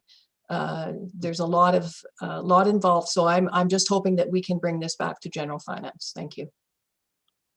Okay, given that we've heard from a few of the Ward A councillors on that particular issue, can the rest of this committee, I guess there's one way or the other, it goes to council or it comes back to committee next month. Can I get any sense from you as to, would we go back to general and finance, if I might? Mayor Harding has a comment. If I may, I appreciate it. And I think we're at times picking and choosing then what we want to bring direct to council. We're bringing an item as to the last request from Councillor Hayes, direct to council without a full staff report. We're talking about potential fire bans direct to council in an effort of timing for summer. We have a parking issue potentially that's going on. I appreciate they may be building a new parking lot, but we don't know when that other parking lot's going to be built. And we have cars that will be requiring parking as of today. So to me, the sooner we sit as all of council in a committee function, we can defer it later on at council, but I don't believe there's an issue in having the discussion again at council. And we can, if we want, send it back. We cannot discuss it, but the same 10 people sit around the table. So I personally would prefer to see it there, but I'll defer to committee. Okay, thank you. I guess just for clarity, I'll let Councillor Nishikawa speak and then we'll make some sort of decision based on this information. Well, again, and based on the type of complaints that we're receiving, these are not people that don't have access to their properties. We're talking about complaints have come up. Where will my contractors park 5 days a week that they're at my property? It's all about, and we're not talking about a lot of people. So there's a much bigger opportunity for us to do this right, not to address, quite frankly, I've only received 2 complaints. So I would really suggest that we can do this right, but we can't do this right just going directly to council because we're missing the opportunity. Okay, so not to overrule you, Mayor, I think in this case, as we've heard from 2 of the Ward A councillors, and I think in this regard, I certainly would support their initiative and their oversight and insight. So I would ask through Director Becking, I would ask Director Becking to come on back to this call and I guess I guess, speak to that in terms of bringing this back to general and finance and how that feels to you, sir? Mr. Chairman, I'm at the direction of committee and council. If committee and council wants it to come back to committee, I will bring the report back to committee. If committee wants it to go straight to council, I'll do likewise. It's entirely in your hands. Good, thank you. Then I think based on what I'm hearing, and I know this is rather unorthodox, but based on hearing from 3 Ward A councillors that would prefer it to come back through GNF next month in terms of that parking at the marina, would you do so, sir, please? I'm going to let the CAO have a comment here. Thanks, Mr. Chairman. I just want to ensure clarity on the resolution with respect to the fire ban in Torrance Barrens, the staff report there. The mayor made mention of it going to council, and the resolution does not say that. So the inference for staff is that it's coming back to this committee, and I just wanted to ensure that we were all clear on that. So thank you. Recommend to council. Yeah, it's a recommendation, but the report's not coming back to. Tricky word. That is a little wordsmithing. Okay. Okay, so I think Director Becking, you have your marching orders, if I might. And I think given that, we have no closed session. Item 13A is an adjournment, consideration of a resolution to adjourn, moved by Councillor Bridgman, seconded by Councillor Edwards. Be it resolved that this meeting adjourn at 12:55 p.m. And the next regular meeting of the General Finance Committee will be held on Wednesday, July 14th, 2021 at 9 a.m. or at the call of the chair electronically from the council chambers, municipal office in Port Carling, Ontario. All those in favor? Good, that's unanimous. Thank you. Chair Savitz, can I talk to the clerk? I think it's okay. Go ahead. Madam Clerk, if I may. Are we able to, do we need to actually start a meeting at 1 o'clock and go on recess for 30 minutes to give staff and council time to have some lunch? Or can we put up a note on the website and also on YouTube that we would start at 1:30, that we're delayed 30 minutes? What's the best approach forward for council?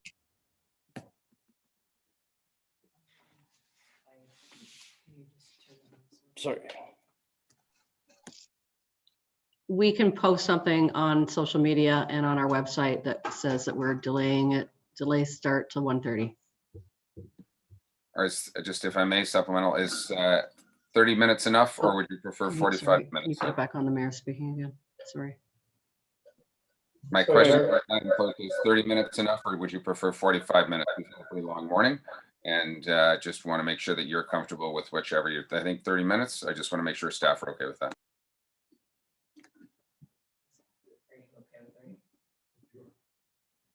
Yep, 30 minutes is 30 minutes is.